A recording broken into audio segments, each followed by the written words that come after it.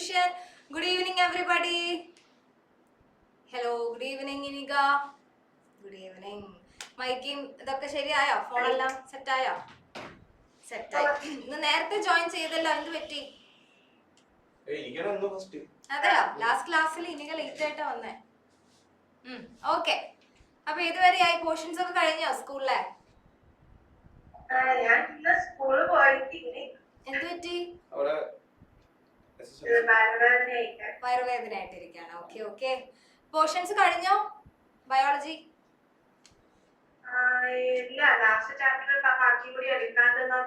അതെ അല്ലേ, ശരി ശരി. ഓക്കെ. എന്തായാലും ഇനി കുറച്ച് ദിവസം കൂടെ അല്ലേ ഉള്ളൂ, അതിനുള്ളിൽ അതെടുത്ത് തീർക്കുമായിരിക്കും. Okay. Then good evening Afan. Yes, good evening. So നമ്മുടെ ഫസ്റ്റ് പാർട്ട് ടെക്സ്റ്റ് എടുത്ത് വെച്ചോളൂ കേട്ടോ. ചാപ്റ്റർ 3ഉം 4ഉം ആണ് നമ്മൾ ഡിസ്കസ് ചെയ്യണത്. നിങ്ങൾക്ക് ഓൾറെഡി അറിയുന്നുണ്ടാവും. അപ്പോൾ ഫസ്റ്റ് പാർട്ടും കൂടെ നിങ്ങളുടെ കയ്യിലിരുന്നോട്ടെ. 2 ചാപ്റ്റേഴ്സും കൂടെ നമുക്ക് ഇന്ന് നോക്കാം. ഓക്കെ. സോ ക്വസ്റ്റ്യൻ ബാങ്ക് ഒക്കെ കിട്ടിയോ? തുറന്നു നോക്കിയോ അതൊക്കെ? യെസ്, നമ്മളതിനകത്ത് ഏറ്റവും പുതിയ മോഡൽ ക്വസ്റ്റ്യൻസ് ആഡ് ഓൺ ചെയ്തിട്ടുണ്ട് കേട്ടോ. ക്വസ്റ്റ്യൻസ് വായിച്ചു നോക്കുമ്പോൾ നിങ്ങൾക്ക് തന്നെ മനസ്സിലാവും. പണ്ടത്തെ പോലെ ഡയറക്റ്റ് ക്വസ്റ്റ്യൻസ് അല്ല, പെട്ടെന്ന് ഒറ്റ ഇതിന് വായിച്ചു നോക്കിയാൽ നമ്മുടെ മനസ്സിൽ നിൽക്കുന്ന ക്വസ്റ്റ്യൻസും ആൻസേഴ്സും ഒന്നും അല്ല. കുറച്ച് ട്രിക്കി ടൈപ്പ് ഓഫ് ചോദ്യങ്ങളാണ്. അപ്പൊ അതിന്റെ ഒക്കെ ഫോർമാറ്റിൽ ഏറ്റവും എന്താ പറയാ ന്യൂവസ്റ്റ് ആയിട്ടുള്ള ഫോം ഓഫ് ക്വസ്റ്റ്യൻസ് ആണ് നമ്മൾ ആഡ് ചെയ്തിരിക്കുന്നത്. അപ്പൊ അതൊക്കെ നല്ല രീതിയിൽ ഗോ ത്രൂ ചെയ്തിട്ട് വേണം എക്സാമിന് പോവാൻ കേട്ടോ. ഇതൊക്കെ നന്നായി നിങ്ങൾ റെഫർ ചെയ്യുകയാണെങ്കിൽ നിങ്ങൾക്ക് നല്ല മാർക്ക് സ്കോർ ചെയ്യാം എക്സാമിന്. കാരണം ഇതാണ് ഇപ്പൊ വരാൻ പോകുന്ന ക്വസ്റ്റ്യൻസിന്റെ പാറ്റേൺ ഒക്കെ ഇങ്ങനെയാണ്. അപ്പൊ അതൊക്കെ നന്നായി വർക്ക്ഔട്ട് ചെയ്യാം. Then Abhinav, good evening. Good evening. Good evening. Okay. Okay. So നമുക്കിനി ലേറ്റ് ആക്കണ്ട, സ്റ്റാർട്ട് ചെയ്യാം. ഇനി ബാക്കി ലേറ്റ് ആയിട്ട് വരുന്നവർ ആരൊക്കെയാണ് നമുക്ക് നോക്കാം. ഒരു 5 മിനിറ്റ്സ് വരെ നമുക്ക് പ്രശ്നമില്ല. ഈ 5 മിനിറ്റ്സും കഴിഞ്ഞ് ലേറ്റ് ആയിട്ട് വരുമ്പോഴാണ്, കാരണം നമുക്ക് ആകെ 1 അവർ അല്ലേ ഉള്ളൂ. ഒരു മണിക്കൂറിൽ നിങ്ങളൊരു ഒരു 10-15 മിനിറ്റ് ലേറ്റും കൂടെ ആയി കഴിഞ്ഞാൽ പിന്നെ നമുക്ക് എന്താ ക്ലാസ്സിനൊന്നും ഉണ്ടാവില്ല. ഓക്കെ. സോ നമുക്ക് ഫസ്റ്റ് ചാപ്റ്റർ 3 നോക്കാം. Respiration and excretion. നമ്മള് കുറേ മാസങ്ങൾ മുന്നേ പഠിച്ചു തീർത്ത ഒരു ചാപ്റ്റർ ആണ്. കുറെ കാര്യങ്ങളൊക്കെ നമ്മൾ മറന്നു പോയിട്ടുണ്ടാവും. അപ്പൊ എന്ത് ചെയ്യണം? ടെക്സ്റ്റ് ബുക്ക് എടുക്കുക. ഇവിടെ കാണിക്കുന്ന ക്വസ്റ്റ്യൻസിന്റെ ആൻസേഴ്സ് ടെക്സ്റ്റ് ബുക്ക് നോക്കി കണ്ടുപിടിക്കുക. അതാണ് ചെയ്യേണ്ടത് കേട്ടോ. അപ്പൊ എല്ലാവരുടെ കാര്യം ടെക്സ്റ്റ് ബുക്ക് ഉണ്ടാവണം. എല്ലാവരും ആൻസേഴ്സ് കമന്റ് ബോക്സിനകത്ത് കമന്റ് ചെയ്യണം. ആൻസർ പറയാൻ പറഞ്ഞാൽ ചിലപ്പോ ഒരാൾ മാത്രം എപ്പോഴും അൺമ്യൂട്ട് ചെയ്ത് പറഞ്ഞുകൊണ്ടിരിക്കും. അപ്പൊ നമുക്ക് എല്ലാവർക്കും ചാൻസ് കൊടുക്കണം എന്നുള്ളത് കൊണ്ട് നിങ്ങൾ എന്ത് ചെയ്താൽ മതി? കമന്റ് ബോക്സിനകത്ത് ആൻസേഴ്സ് വേഗം വേഗം കമന്റ് ചെയ്യുക. കമന്റ് കണ്ടില്ലെങ്കിൽ ഞാൻ വിളിക്കൂ കേട്ടോ. അപ്പൊ നിങ്ങൾ ടെക്സ്റ്റ് ബുക്ക് നോക്കിയിട്ട് കമന്റ് ചെയ്താൽ മതി. ഓക്കെ. അപ്പൊ അതുകൊണ്ട് നമുക്ക് നോക്കാം. ഫസ്റ്റ് നമുക്ക് 1 വേർഡ് ടൈപ്പ് ഓഫ് ക്വസ്റ്റ്യൻസ് ആണ് ഫസ്റ്റ് നമ്മൾ നോക്കാൻ പോകുന്നത് കേട്ടോ. അപ്പൊ എന്താണ് first question? Dash is regulated the temperature salt and water. ആരാണ് റെഗുലേറ്റ് ചെയ്യുന്നത്? നമ്മുടെ ബോഡിയിലത്തെ കാര്യമാണല്ലോ നമ്മൾ ഈ ചാപ്റ്ററിൽ പഠിക്കണേ. നമ്മുടെ ബോഡിയിലത്തെ കാര്യം തന്നെയാണ് ചോദിക്കുന്നത്. ആരൊക്കെയാണ് നമ്മുടെ ടെമ്പറേച്ചറും സോൾട്ടും? ചെറിയ സ്ലോ ഉണ്ട് sir.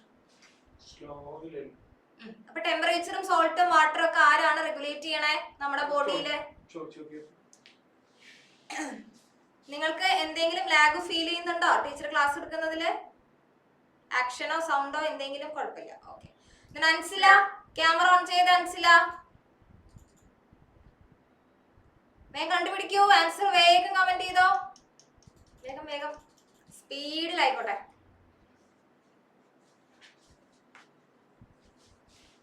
Comment box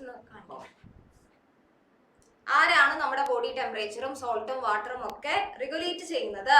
in our body, നമ്മുടെ ശരീരത്തിലെ കാര്യമാണ് ചോദിക്കുന്നത്.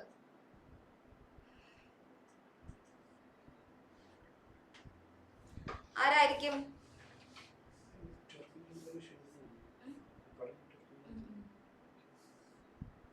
ഇത് ഏത് ഭാഗത്താണ് വരുന്നേ? അഭിനവേ, ഏത് ചാപ്റ്റർ ആണ് എടുത്തിരിക്കണേ? എന്താ മൗത്താ? ടെമ്പറേച്ചറും സോൾട്ടും വാട്ടറും കൺട്രോൾ ചെയ്യണത് മൗത്താ? അഭിനവന്റെ മൗത്താണോ അഭിനവന്റെ ബോഡി ടെമ്പറേച്ചർ കൺട്രോൾ ചെയ്തോണ്ടിരിക്കണേ? പിന്നെ ആരാ കൺട്രോൾ ചെയ്യണേ? ബോഡിയിൽ ഏത് ഭാഗമാണ് കൺട്രോൾ ചെയ്യണേ? ടെക്സ്റ്റ് ബുക്ക് ഒന്ന് നോക്കിയേ, തുറന്നേ. ഏത് പാഠമാണ് എടുത്ത് വെച്ചോണ്ടിരിക്കണേ ഇപ്പോ? ആ എന്നാ അതൊന്ന് വായിച്ചു നോക്കൂ, എന്നാലേ കാണുള്ളൂ. വെറുതെ തുറന്നു വെച്ചിട്ട് കാര്യമില്ല. നിങ്ങളോട് ഉത്തരം അതൊന്ന് കണ്ടുപിടിക്കാനാ പറഞ്ഞത്. ഇനിക കറക്റ്റ് ആണ്. ഇനിക മാത്രമാണ് കമന്റ് ചെയ്തിരിക്കണേ. അൻസില വേഗം കമന്റ് ചെയ്ത ആൻസേഴ്സ്. യെസ് അഫാൻ കറക്റ്റ് ആണ്. നിങ്ങൾ വിയർക്കുമ്പോ എന്താ സംഭവിക്കുക? ചൂട് കൂടിക്കഴിഞ്ഞാ വിയർക്കും, സ്വെറ്റ് ചെയ്യും. ആ സ്വെറ്റിങ് ഏതിലൂടെയാണ് പുറത്തു വരണ അഭിനവേ? ഏത് ബോഡി ഓർഗനിലൂടെയാണ് അത് പുറത്തു വരുന്നത് സ്വെറ്റിങ്?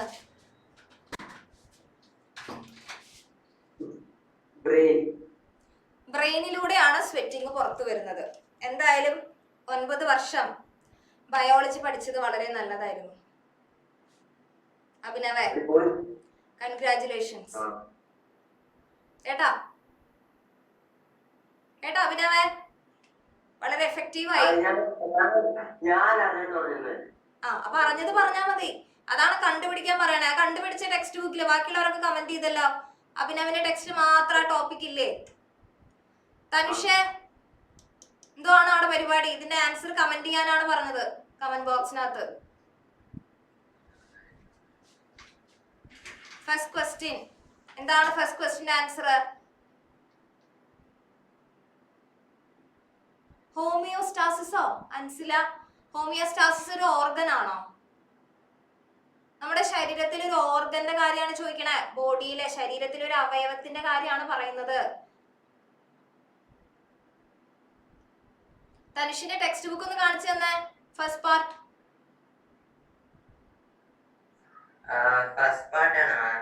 ഇന്ന് ഏത് ചാപ്റ്റേഴ്സ് ഒക്കെയാ റിവിഷൻ പറഞ്ഞേ?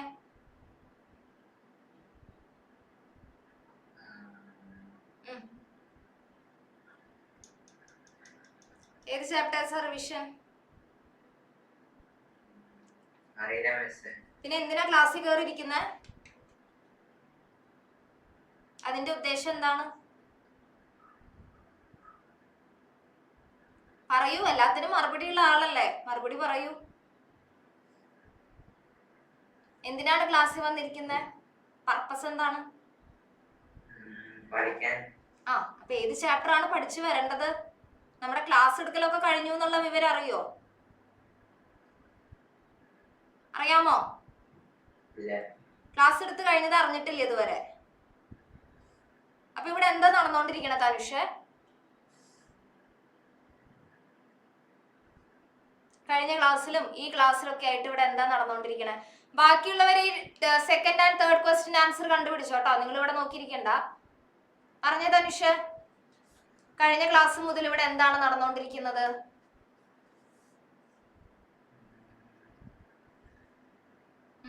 പറയൂ.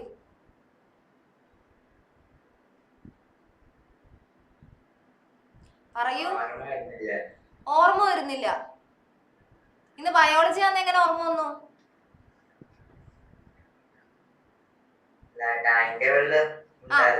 ടൈം ടേബിളില് സബ്ജക്ട് മാത്രമല്ലല്ലോ, സബ്ജക്റ്റിന്റെ താഴെ 2 ചാപ്റ്റേഴ്സ് നെയിമും കൂടെ കൊടുത്തിട്ടുണ്ട്. കണ്ടിരുന്നോ അത്? അതാ ഞാൻ ചോദിച്ചത്. ഇവിടെ വന്നിരിക്കുന്നതിന്റെ ഇനിക കമന്റ് ചെയ്താൽ മതി എന്ന് ഞാൻ പറഞ്ഞില്ലേ, കമന്റ് ചെയ്താൽ മതി.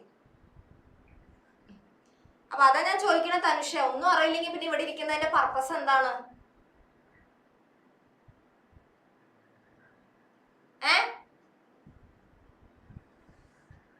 എന്താ പഠിക്കാതെ വന്നത്?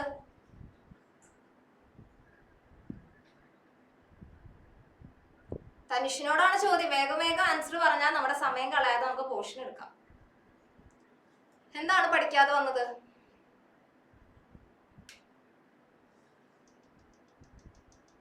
പറയൂ. തനുഷിനോടാണ് ചോദിക്കണേ. കേൾക്കാനില്ലേ? ഓഡിബിൾ അല്ലേ? എന്നാ മറുപടി പറഞ്ഞേ. എന്താ പഠിക്കാതെ വന്നേ? ആലോചിക്കുന്ന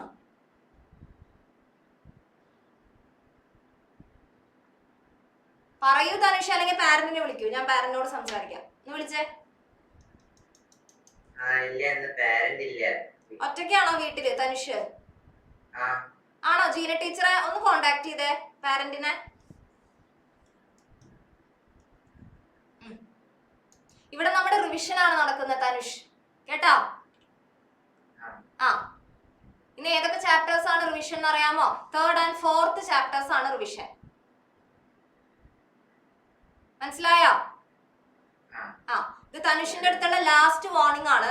എന്റെ ക്ലാസ്സിൽ ഇമ്മാതിരി ഒന്നും അറിയില്ല എന്ന് പറഞ്ഞുകൊണ്ടിരിക്കാനാണെങ്കിൽ കേറേ വേണ്ട കേട്ടോ തനുഷേ. വീട്ടിൽ സുഖമായിട്ടിരുന്നോളൂ. ഏത് ചാപ്റ്റർ ആണെന്ന് അറിയില്ല, ഇവിടെ റിവിഷൻ നടക്കുകയാണെന്ന് അറിയില്ല, പിന്നെ എന്തിനാ നീ ക്ലാസ്സിൽ ഇരിക്കുന്നത്? എന്താവശ്യത്തിനായിരിക്കുന്നത്? ഇതിനാണോ നിങ്ങൾക്ക് മെറ്റീരിയൽ അയച്ചു തരുന്നത്? ആണോ? വേഷം കെട്ടോട് എടുക്കരുത് കേട്ടോ, മനസ്സിലായോ? ആ, എല്ലാവരുടെ കൂടിയാണ് പറയുന്നത്. റിവിഷൻ ക്ലാസ്സിൽ പഠിച്ചു വരാൻ പറ്റുമെങ്കിൽ നിങ്ങൾ പഠിച്ചു വന്നാൽ മതി, അല്ലെങ്കിൽ നിങ്ങൾ വീട്ടിലിരുന്നോ, ഇവിടെ ആബ്സെന്റ് ഇട്ടോളാം, നോ പ്രോബ്ലം. തനിഷ എല്ലാ ക്ലാസ്സിലും ഇങ്ങനെയാണല്ലോ, ഒന്നും അറിയില്ല, പിന്നെ എന്തിനാ ഇരിക്കുന്നത്?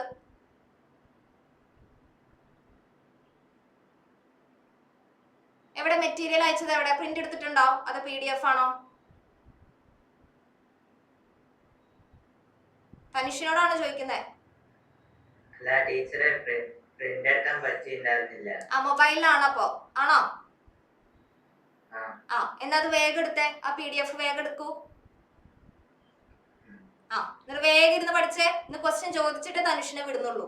അത് 7:30 7:30, 8 മണിക്ക് 8 മണിക്ക്. വേഗം പഠിച്ചു തുടങ്ങിക്കോ. 3rd ചാപ്റ്റർ മുതൽ സ്റ്റാർട്ട് ചെയ്തോ. അപ്പൊ പഠിക്കാതെ വന്ന എല്ലാവരും കേട്ടോളൂ.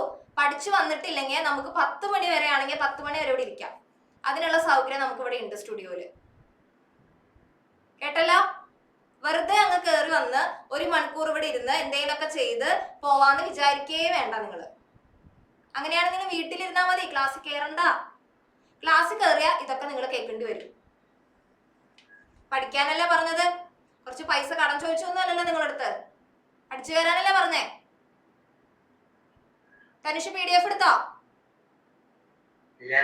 വേഗം എടുക്കൂ. ഇനി എന്താണ് അതിന് ലാഗ്? ഈ ക്ലാസ് കാണുന്ന സെയിം മൊബൈലിലാണോ അത് ലാപ്ടോപ്പിലാണോ?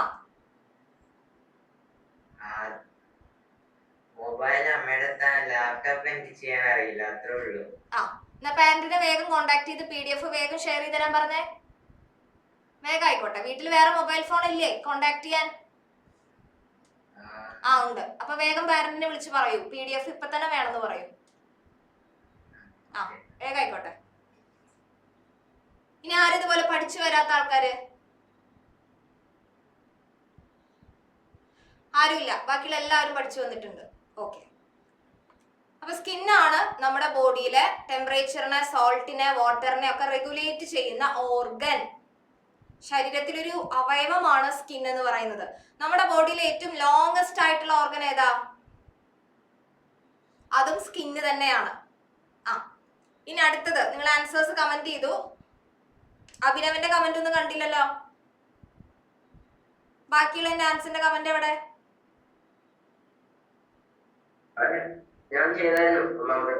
എവിടെ എവിടേക്കാ ചെയ്തേ? സെക്കൻഡ് ആൻഡ് തേർഡ് ക്വസ്റ്റ്യന്റെ ആൻസേഴ്സ് എവിടെ?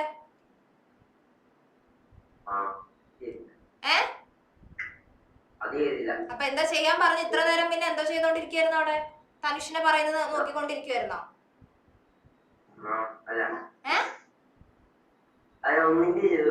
എന്നാ ആൻസർ പറഞ്ഞാൽ മതി, ഇനി ചെയ്യണ്ട. ബാക്കിയുള്ള എല്ലാവർക്കും കമന്റ് ചെയ്യാമെങ്കിൽ അഭിനവന് മാത്രം എന്താ പ്രശ്നം? എന്നാ വേഗം നോക്കിയിട്ട് പറയൂ സെക്കൻഡ് ക്വസ്റ്റ്യന്റെ ആൻസർ എന്താ?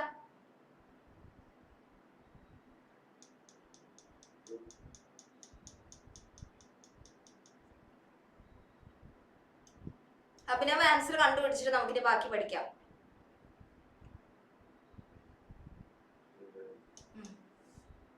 അല്ലെ നമുക്കിനി ഇരിക്കാം. എന്തായാലും ഈ 2 ചാപ്റ്റർ കഴിയാതെ നിങ്ങളെ ക്ലാസ്സിൽ നിന്ന് വിടുന്നില്ല. ഇനി പാരന്റ്സ് കംപ്ലൈന്റ് ആയിട്ട് പറയുകയാണെങ്കിലല്ലേ, അപ്പൊ നമുക്ക് നോക്കാം. നമുക്ക് ഹയർ അതോറിറ്റിയോട് പറയാം. അപ്പൊ ആ, പറഞ്ഞോ. തേർഡ് ക്വസ്റ്റ്യന്റെ ലങ്സിനെ കവർ ചെയ്യുന്ന പെരിക്കാർഡിയം ആണ് അല്ലേ?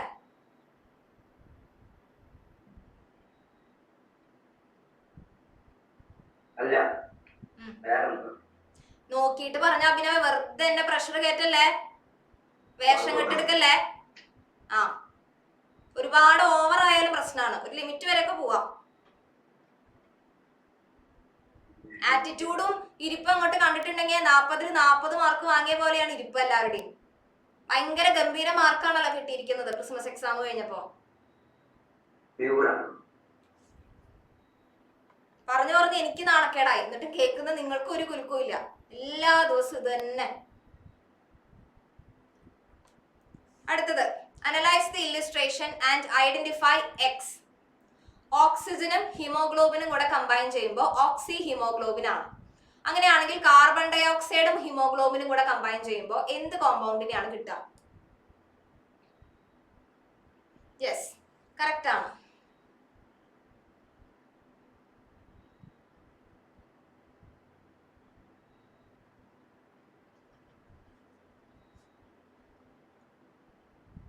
ഏത് കോമ്പൗണ്ടിനെയാണ് നമുക്ക് കിട്ടുക?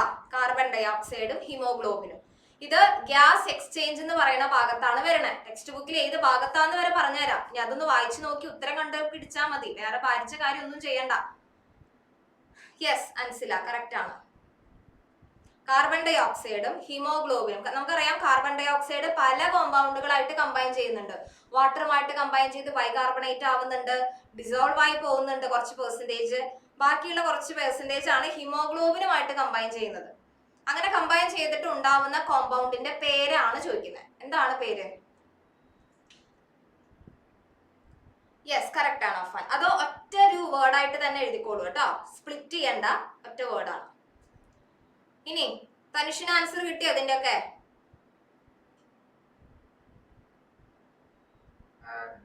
എന്നാ പറഞ്ഞേ, ഏതാണ് ആ കോമ്പൗണ്ട്?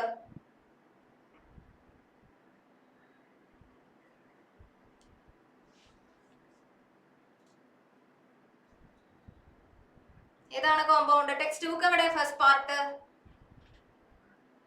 അത് തുറന്നു വെച്ചേ, അതിനകത്തുണ്ട് ഇതിന്റെ എല്ലാത്തിന്റെ ഉത്തരം.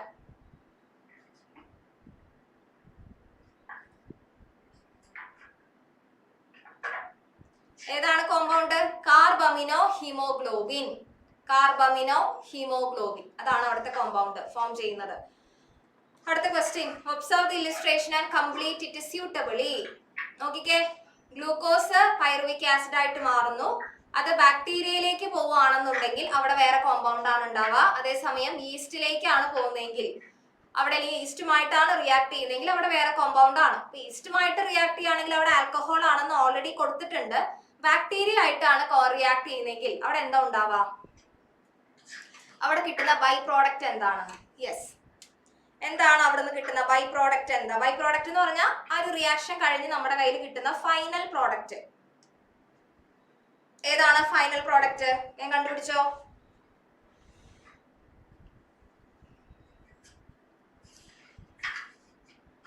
യെസ് അഫാൻ, കറക്റ്റ് ആണ്.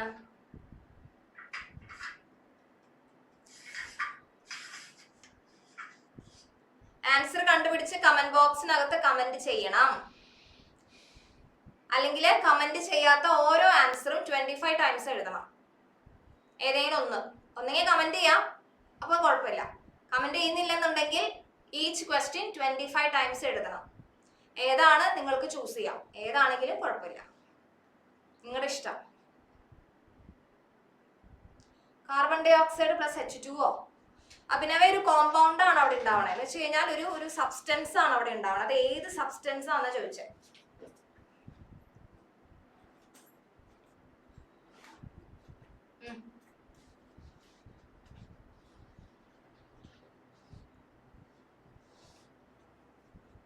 ഏത് സബ്സ്റ്റൻസ് ആണ് ഉണ്ടാവുന്നത്? ഇത് ഏത് ഭാഗത്താ വരുന്നത്? ഏത് ഭാഗത്താ ഇത് വരണേ? എന്നാലാണ് നിങ്ങൾ അല്ലാതെ ടെക്സ്റ്റ് ബുക്ക് മൊത്തം ഇങ്ങനെ മറച്ചോണ്ടിരുന്നിട്ട് കാര്യമില്ല. ഏത് ഭാഗത്താണ് ഈ ക്വസ്റ്റ്യൻ, ഈ ടോപ്പിക്ക് വരണേ എന്നുള്ളത് നിങ്ങൾക്ക് അറിയണം.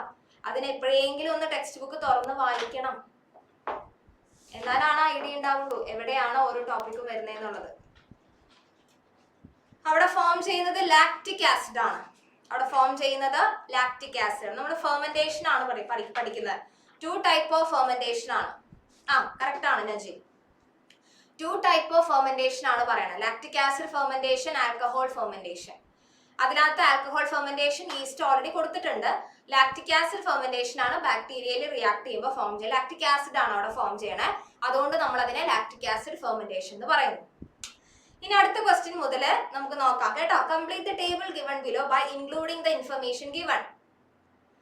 എന്താ നിങ്ങളോട് പറയുന്നത്? ഒരു ടേബിള് ക്രിയേറ്റ് ചെയ്യാനാണ് പറയുന്നത്. ടേബിളിനകത്ത് എന്തൊക്കെ ഇൻഫർമേഷൻ ആണ് കൊടുക്കേണ്ടത്? നമ്മൾ ഇൻസ്പയർ ചെയ്യുമ്പോഴും എക്സ്പയർ ചെയ്യുന്ന സമയത്തും നമ്മുടെ ബോഡിക്ക് ഉണ്ടാവുന്ന ചേഞ്ചസ്. തൊറാസിക് ക്യാവിറ്റിയുടെ വോളിയം ഇൻക്രീസ് ആവുന്നു, ഇന്റർകോസ്റ്റൽ മസിൽ റിലാക്സ് ചെയ്യുന്നു, ഡയഫ്രം കൺട്രാക്ട് ചെയ്യുന്നു, തൊറാസിക് ക്യാവിറ്റിയുടെ പ്രഷർ ഇൻക്രീസ് ആവുന്നു. ഇതൊക്കെ നമ്മൾ ഒന്നെങ്കിൽ ശ്വാസം ഉള്ളിലേക്ക് എടുക്കുമ്പോഴോ അല്ലെങ്കിൽ പുറത്തേക്ക് വിടുമ്പോഴോ സംഭവിക്കുന്ന കാര്യങ്ങളാണ്. അത് നിങ്ങളോടൊരു ടേബിൾ ആക്കി എഴുതാനാണ് പറയുന്നത്. അപ്പൊ എങ്ങനെയാ വരാ? ഇങ്ങനെയാണ് വരാ അല്ലെ. ഇൻസ്പിരേഷൻ എന്ന് പറഞ്ഞാൽ എന്താ? എയർ ഇൻ, ശ്വാസം ഉള്ളിലേക്ക് എടുക്കുന്ന പ്രോസസ്സാണ് ഇൻസ്പിരേഷൻ. ആ സമയത്ത് എന്താ ഉണ്ടാവാ? നമ്മുടെ തൊറാസിക് ക്യാവിറ്റി വലുതാവും, ഇൻക്രീസ് ആവും, വോളിയം അതിന്റെ അകത്തുള്ള സ്ഥലം കൂടും. കാരണം എന്താ? എയറിനകത്തേക്ക് എടുക്കണം, അപ്പൊ ആ സ്പേസ് അവിടെ കൂടും. ആൻഡ് ഓൾസോ ഡയഫ്രം അവിടെ കൺട്രാക്ട് ചെയ്യും, മാക്സിമം സ്പേസ് കിട്ടണം, സോ ഡയഫ്രം അവിടെ കൺട്രാക്ട് ചെയ്യും. ഇനി അത് കഴിഞ്ഞ് എക്സ്പിരേഷൻ ചെയ്യുന്ന സമയത്തോ ഈ ഇന്റർകോസ്റ്റൽ മസിൽസ് ഒക്കെ റിലാക്സ് ആവും. ഇന്റർകോസ്റ്റൽ മസിൽ എന്ന് പറയുന്നത് എവിടെ കാണുന്ന മസിൽസാ? ഇന്റർകോസ്റ്റൽ മസിൽസ് എവിടെ പ്രസന്റ് ആയിരിക്കുന്ന മസിൽസ് ആണ്? ശരീരത്തിന്റെ ഏത് ഭാഗത്തുള്ള മസിൽസ് ആണ് ഇന്റർകോസ്റ്റൽ മസിൽസ് എന്ന് പറയണേ? ആ മസിൽ എല്ലാം അകത്ത് തന്നെയാണല്ലോ, അത് എവിടെയാണെന്നാ ചോദിച്ചത്.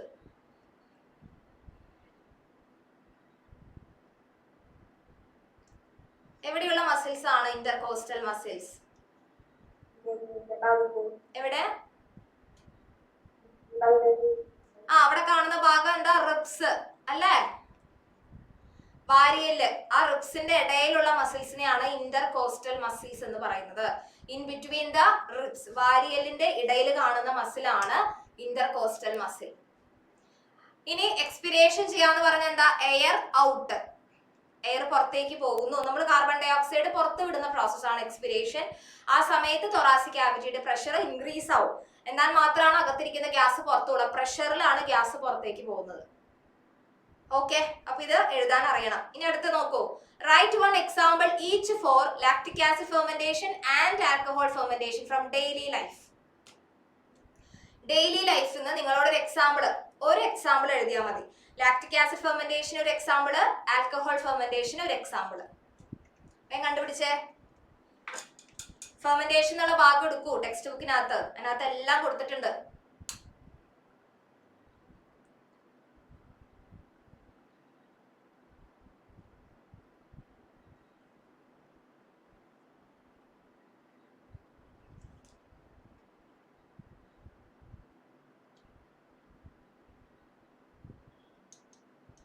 ആദ്യം ലാക്റ്റിക് ആസിഡിന്റെ ഒരു എക്സാമ്പിൾ പറയും, അത് കഴിഞ്ഞിട്ട് ആൽക്കഹോളിന്റെ പറയാം. ആ കറക്റ്റ് ആണ് ഇനിക. Lactic acid okay. ഇനി ആൽക്കഹോൾ ഫെർമെന്റേഷനോ? തനുഷ് തപ്പിക്കൊണ്ടിരിക്കുകയാണോ? തനുഷ് ആണോ?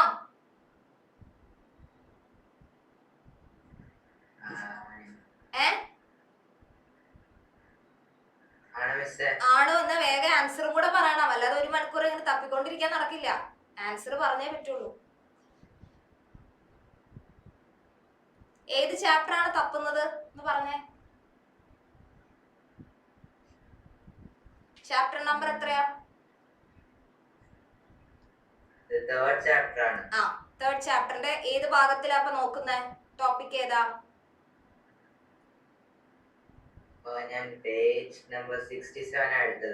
പേജ് നമ്പർ എന്നോട് പറയണ്ട, എന്റെ ഒരു ടെക്സ്റ്റ് ബുക്ക് ഇല്ല. ടോപ്പിക് പറഞ്ഞാൽ മതി, ഹെഡിങ്.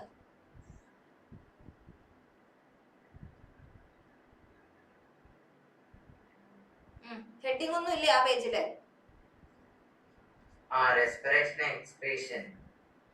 അത് ചാപ്റ്റർ ടൈറ്റിൽ അല്ലേ തനുഷേ? ആ ഈ ഭാഗം ഏത് ഭാഗത്താണ് വരുന്നത്? ഈ ടോപ്പിക് ടെക്സ്റ്റ് ബുക്കിൽ എവിടെയാണെന്ന് കണ്ടുപിടിച്ചോ? അപ്പൊ പിന്നെ എന്താ എന്റെ മോനെ ചെയ്യണേ? അത് കണ്ടുപിടിക്കോ അവിടെ ഇരുന്ന്.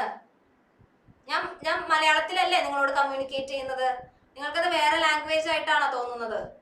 ആണോ? ഇംഗ്ലീഷിൽ പറയണോ തനുഷേ?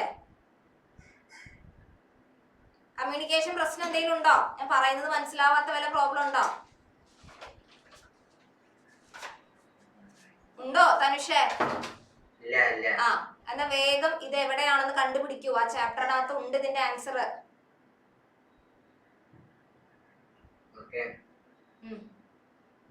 അഭിനവന് കിട്ടിയോ? ആ എന്നാ പറഞ്ഞേ, ലാക്റ്റിക് ആസിഡ് ഫെർമെന്റേഷന്റെ എക്സാമ്പിൾ ഏതാ?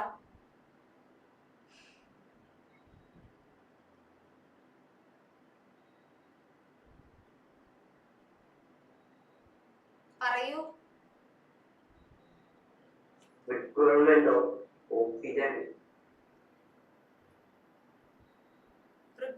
ഓഫ് ഓക്സിജൻ ആ എക്സാമ്പിൾ.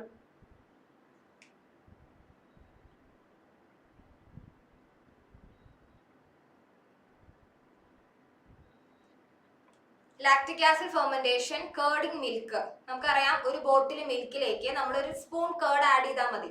ഓവർനൈറ്റ് വെച്ച് പിറ്റത്തെ ദിവസം ആകുമ്പോഴേക്കും ആ എൻ്റയർ മിൽക്ക് ബോട്ടിൽ കേർഡായി മാറിയിട്ടുണ്ടാവും. അതിന് കാരണം അവിടെ ലാക്റ്റിക് ആസിഡ് ഫെർമെന്റേഷൻ ആണ് നടക്കുന്നത്. ഇനി ആൽക്കഹോൾ ഫെർമെന്റേഷൻ എന്ന് പറഞ്ഞാൽ ഈസ്റ്റ്, നമ്മൾ മാവ് പുളിക്കാനൊക്കെ ഈസ്റ്റ് ആഡ് ചെയ്യും. അതാണ് അവിടുത്തെ ഒരു എക്സാമ്പിൾ എഴുതേണ്ടത്. ഇനി how are the peculiarities of alveoli suited to their function? എൽവിയോളയുടെ പെക്യൂലിയാരിറ്റീസ് എങ്ങനെയാണ് അതിന്റെ ഫംഗ്ഷനെ ഹെൽപ്പ് ചെയ്യുന്നത്? അപ്പൊ നമുക്ക് പെക്യൂലിയാരിറ്റീസും അറിയണം, ഫംഗ്ഷനും അറിയണം. എന്നാലാണ് അത് എങ്ങനെ സ്യൂട്ട് ആവുന്നു എന്ന് പറയാൻ പറ്റുള്ളൂ. ഈ ടോപ്പിക് വരുന്നത് നമ്മുടെ ചാപ്റ്ററിന്റെ തുടക്ക ഭാഗത്താണ്. അവിടെ തപ്പിയാൽ മതി. സ്റ്റാർട്ടിങ് റെസ്പിറേഷൻ സിസ്റ്റം പഠിക്കുന്ന ഭാഗത്താണ് വരുന്നത്. എൽവിയോളയുടെ പെക്യൂലിയാരിറ്റീസ് എന്തൊക്കെയാണ്? പെക്യൂലിയാരിറ്റി എന്ന് പറഞ്ഞാൽ എന്താ? എൽവിയോളയുടെ പ്രത്യേകത. എന്തൊക്കെ പ്രത്യേകതയുള്ളത് എൽവിയോളയ്ക്ക്?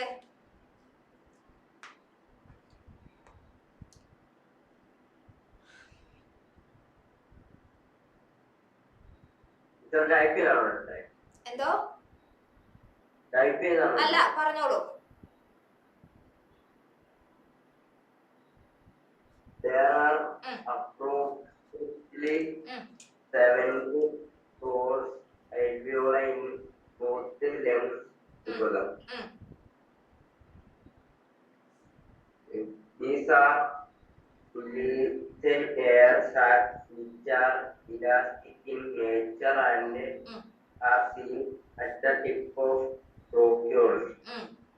A network of numerous blood capillaries are found on their surface. The surface area alveoli is approximately 70 per increase the area of respiratory surface and making the gaseous exchange efficient. എന്താണ് function എൽവിയോളയുടെ? അത് വായിച്ചിട്ട് എന്താ മനസ്സിലായേ?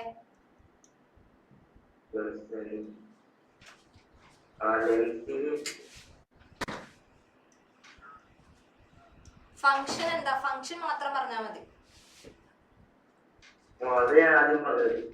അതെന്താണ്? ഇത് മൊത്തം വായിച്ചില്ല, അതിനകത്ത് function മാത്രം പറഞ്ഞു. എന്താണ് ഫംഗ്ഷൻ എൽവിയോളയുടെ?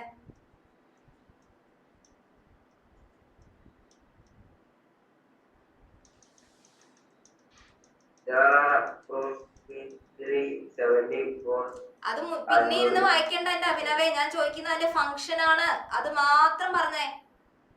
പാരഗ്രാഫ് ഫുള്ളും വായിക്കണ്ട.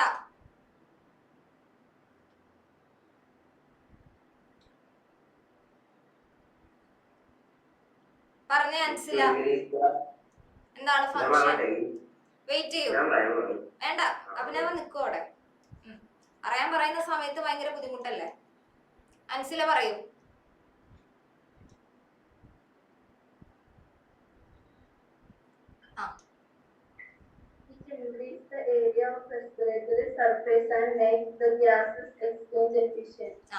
രണ്ട് ഫംഗ്ഷൻ ആണുള്ളത്. ഒന്ന് സർഫസ് ഏരിയ ഇൻക്രീസ് ചെയ്യും, രണ്ട് ഗ്യാസ് എക്സ്ചേഞ്ച് പോസിബിൾ ആക്കും. ഇനി ഈ ഫംഗ്ഷന് പറ്റുന്ന എന്താ ക്വാളിറ്റി ആണ് എൽവിയോളയ്ക്ക് ഉള്ളതെന്നാ ചോദിക്കുന്നത്. ഇപ്പൊ ഡെലിക്കേറ്റ് ആണ്, ഇലാസ്റ്റിക് നേച്ചർ ഉണ്ട്, ഒരുപാട് ബ്ലഡ് കാപ്പിലറീസ് കാണുന്നുണ്ട്. അതാണ് മെയിൻ അവരുടെ ഫംഗ്ഷൻ. ഫംഗ്ഷൻ അല്ല, അവരുടെ പെക്യൂലിയാരിറ്റി അല്ലെങ്കിൽ ഫീച്ചേഴ്സ് എന്ന് പറഞ്ഞിട്ട് എഴുതേണ്ടത്. Construct a table by arranging the following statement as per the given format. ഇവിടെ നടക്കുന്ന പ്രൊസീജിയറിനെ നിങ്ങളോടൊരു ടേബിൾ ആക്കി അറേഞ്ച് ചെയ്യാനാണ് പറയുന്നത്. ഓക്സിജൻ റിക്വയർ ചെയ്യുന്ന പ്രോസസ് ഉണ്ട്, ഓക്സിജൻ ആവശ്യമില്ലാത്ത പ്രോസസ് ഉണ്ട്, പൈറുവിക് ആസിഡ് CO2 വാട്ടർ ആയിട്ട് കൺവേർട്ട് ആവുന്നുണ്ട്, ATP ഫോർമേഷൻ ഉണ്ട്, പല പ്രോസസ്സ് നടക്കുന്നുണ്ട്. അത് നിങ്ങളോട് ടാബുലേറ്റ് അല്ലെങ്കിൽ ടേബിൾ കൺസ്ട്രക്ട് ചെയ്യാനാണ് പറയുന്നത്. അപ്പൊ എല്ലാവരും നോട്ട് എടുത്തൊരു ടേബിൾ കൺസ്ട്രക്ട് ചെയ്ത വേഗം.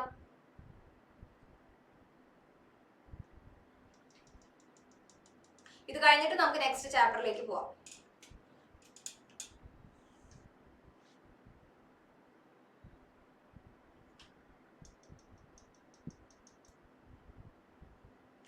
നോട്ട് ബുക്ക് എടുക്കുക, ഇത് വർക്ക്ഔട്ട് ചെയ്യുക വേഗം.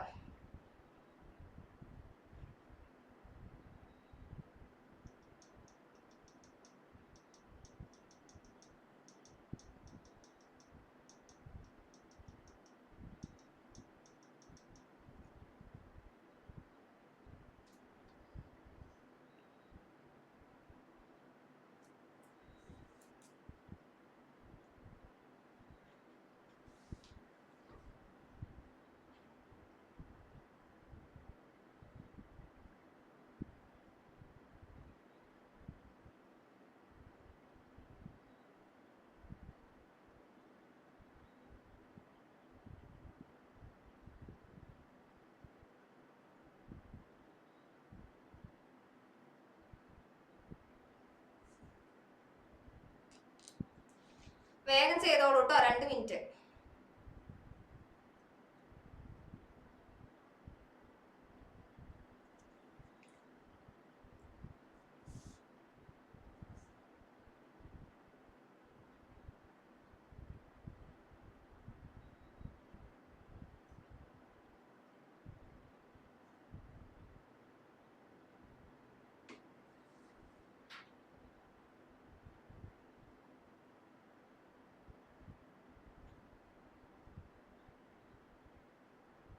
നജിലെ എവിടെ പോയി?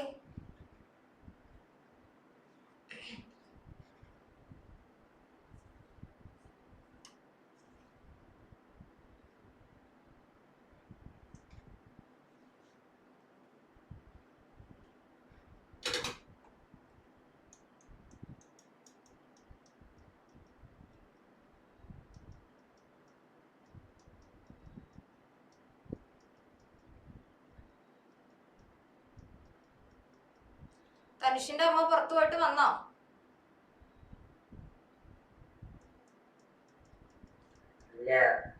പിന്നെ കൂടെ പോയത് ആരാ? ഇപ്പൊ പാസ് ചെയ്ത് പോയത് ആരാണ്?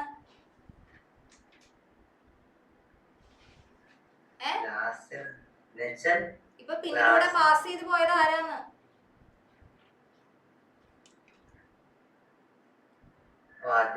അത് ജോലിക്കാരിയോ?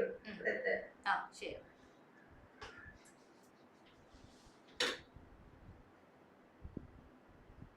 കഴിഞ്ഞോ? ടേബിൾ കൺസ്ട്രക്ട് ചെയ്യാന്ന് വെച്ചാൽ നിങ്ങൾ ഭാരിച്ച കാര്യമൊന്നും ചെയ്യണ്ട. ഈ എഴുതിയിരിക്കുന്നത് 2 ടേബിൾ ആക്കിയാലും മതി. നിങ്ങളായിട്ട് വേറെ കൂടുതലൊന്നും എഴുതേണ്ട ആവശ്യമില്ല. ടേബിൾ ഫോർമാറ്റിലേക്ക് ഇതൊന്ന് മാറ്റം മാത്രം മതി. നോക്കൂ, ഇങ്ങനെയാണോ എഴുതിയത്? ഹെഡിങ് കൊടുത്തിരിക്കുന്ന ഗ്ലൈക്കോലിസിസ് ആൻഡ് ക്രബ്സ് സൈക്കിൾ എന്നൊക്കെയാണോ? അല്ലെങ്കിൽ അങ്ങനെ ആക്കൂ, ഇമ്പോർട്ടന്റ് ആണ്. ഗ്ലൈക്കോലിസിസ് ഗ്ലൂക്കോസിനെ പൈറുവിക് ആസിഡ് ആക്കുന്നു. സൈറ്റോപ്ലാസത്തിലാണ് നടക്കുക, 2 ATP ഉണ്ടാവും. ക്രബ്സ് സൈക്കിൾ എന്ന് പറയുമ്പോൾ അവിടെ ഓക്സിജൻ റിക്വയർഡ് ആണ്. പൈറുവിക് ആസിഡിനെ again converted into carbon dioxide and water, 28 ATP. ഇപ്പൊ ടോട്ടൽ ഈ പ്രോസസ്സിന് എത്ര ATP വേണം? ഇത് ഏതാണ് ഈ പ്രോസസ്സ്? ഇത് സെല്ലുലാർ റെസ്പിറേഷൻ ആണ്. Cellular respiration. ടോട്ടൽ എത്ര വേണം ATP? 30 ATP. അപ്പൊ അതൊരു ചോദ്യം വരാറുണ്ട് കേട്ടോ. ടോട്ടൽ എത്ര ATP റിക്വയർഡ് ആണ് ഫോർ സെല്ലുലാർ റെസ്പിറേഷൻ? 30 ATP ആണ് ആവശ്യം. ഇനി എങ്ങനെയാണ് പ്ലാന്റ്സ് എക്സ്ക്രീറ്റ് ചെയ്യുന്നത്? നമ്മുടെ ചാപ്റ്ററിന്റെ അവസാന ഭാഗത്താണ് അത് വരുന്നത്, പ്ലാന്റ്സിന്റെ എക്സ്ക്രീഷൻ. അതിനുവേണ്ടി പ്ലാന്റ്സിന് സ്റ്റൊമാറ്റി ഉണ്ട്, ലെന്റിസെൽ ഉണ്ട്, ഹൈഡാത്തോഡ് ഉണ്ട്. സോളിഡ് വേസ്റ്റ് ആണെങ്കിൽ റെസിൻ ആയിട്ട് റിമൂവ് ചെയ്യപ്പെടുന്നുണ്ട്. അതുപോലെ ഹാർഡ്വുഡിന്റെ ഫോർമേഷൻ. ഇനി അതുമല്ലാന്നുണ്ടെങ്കിൽ ഡ്രോപ്പിംഗ് എന്ന് പറഞ്ഞാൽ ഇല പൊഴിഞ്ഞു വിടുക. എല്ലാ ഫ്രൂട്ട്സ് ഒക്കെ പൊഴിഞ്ഞു വിടാറുണ്ട് താഴത്തേക്ക്. അതൊക്കെ ഒരു കൈൻഡ് ഓഫ് റെസ്പിറേഷൻ, എക്സ്ക്രീഷൻ ആണ്. റെസ്പിറേഷൻ അല്ല, എക്സ്ക്രീഷൻ ആണ്. അതായത് വേസ്റ്റ് കളയാന്നുള്ളൊരു പർപ്പസ് ആണ് ഇതിലൂടെ എല്ലാം അവർ ചെയ്യുന്നത്. ഇതെല്ലാം ഇമ്പോർട്ടന്റ് ആണ് കേട്ടോ. ഈ ലെന്റി സെൽ എവിടെ കാണാം? Where these lentil cells are present? Lenticel എവിടെ കാണുന്നത്? പ്ലാന്റ്സിലാണെന്ന് അറിയാം. പ്ലാന്റ്സിന്റെ ഏത് ഭാഗത്താണ് ലെന്റി സെൽ കാണുക?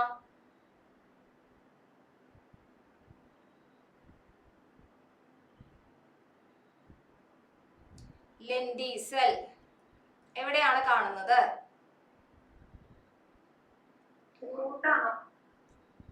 റൂട്ടിലാ?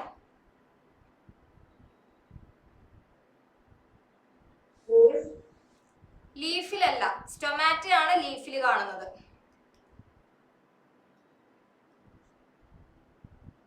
ലെന്റി സെൽ എവിടെയാണ് പ്രസന്റ് ആയിരിക്കുന്നത്? സ്റ്റെമ്മിലാണ് കാണുന്നത്. ഇതൊക്കെ നിങ്ങളുടെ ആ ഒരു ടെക്സ്റ്റിനകത്ത് ഉണ്ട്, ഇതൊക്കെ സിലബസിലുള്ള പോർഷൻ ആണ്. ഇനി ഹീമോഡയാലിസിന്റെ സ്റ്റെപ്പുകളാണ്. എന്തോ?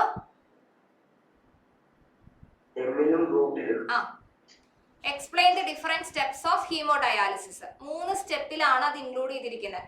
ഏതൊക്കെയാണ് സ്റ്റെപ്പുകൾ? ഒന്നാമത്തത്, വേസ്റ്റ് മെറ്റീരിയൽസ് അടങ്ങിയിട്ടുള്ള ബ്ലഡ് നമ്മൾ ആദ്യം കളക്ട് ചെയ്യുന്നു ഫ്രം ദ പേഷ്യന്റ്.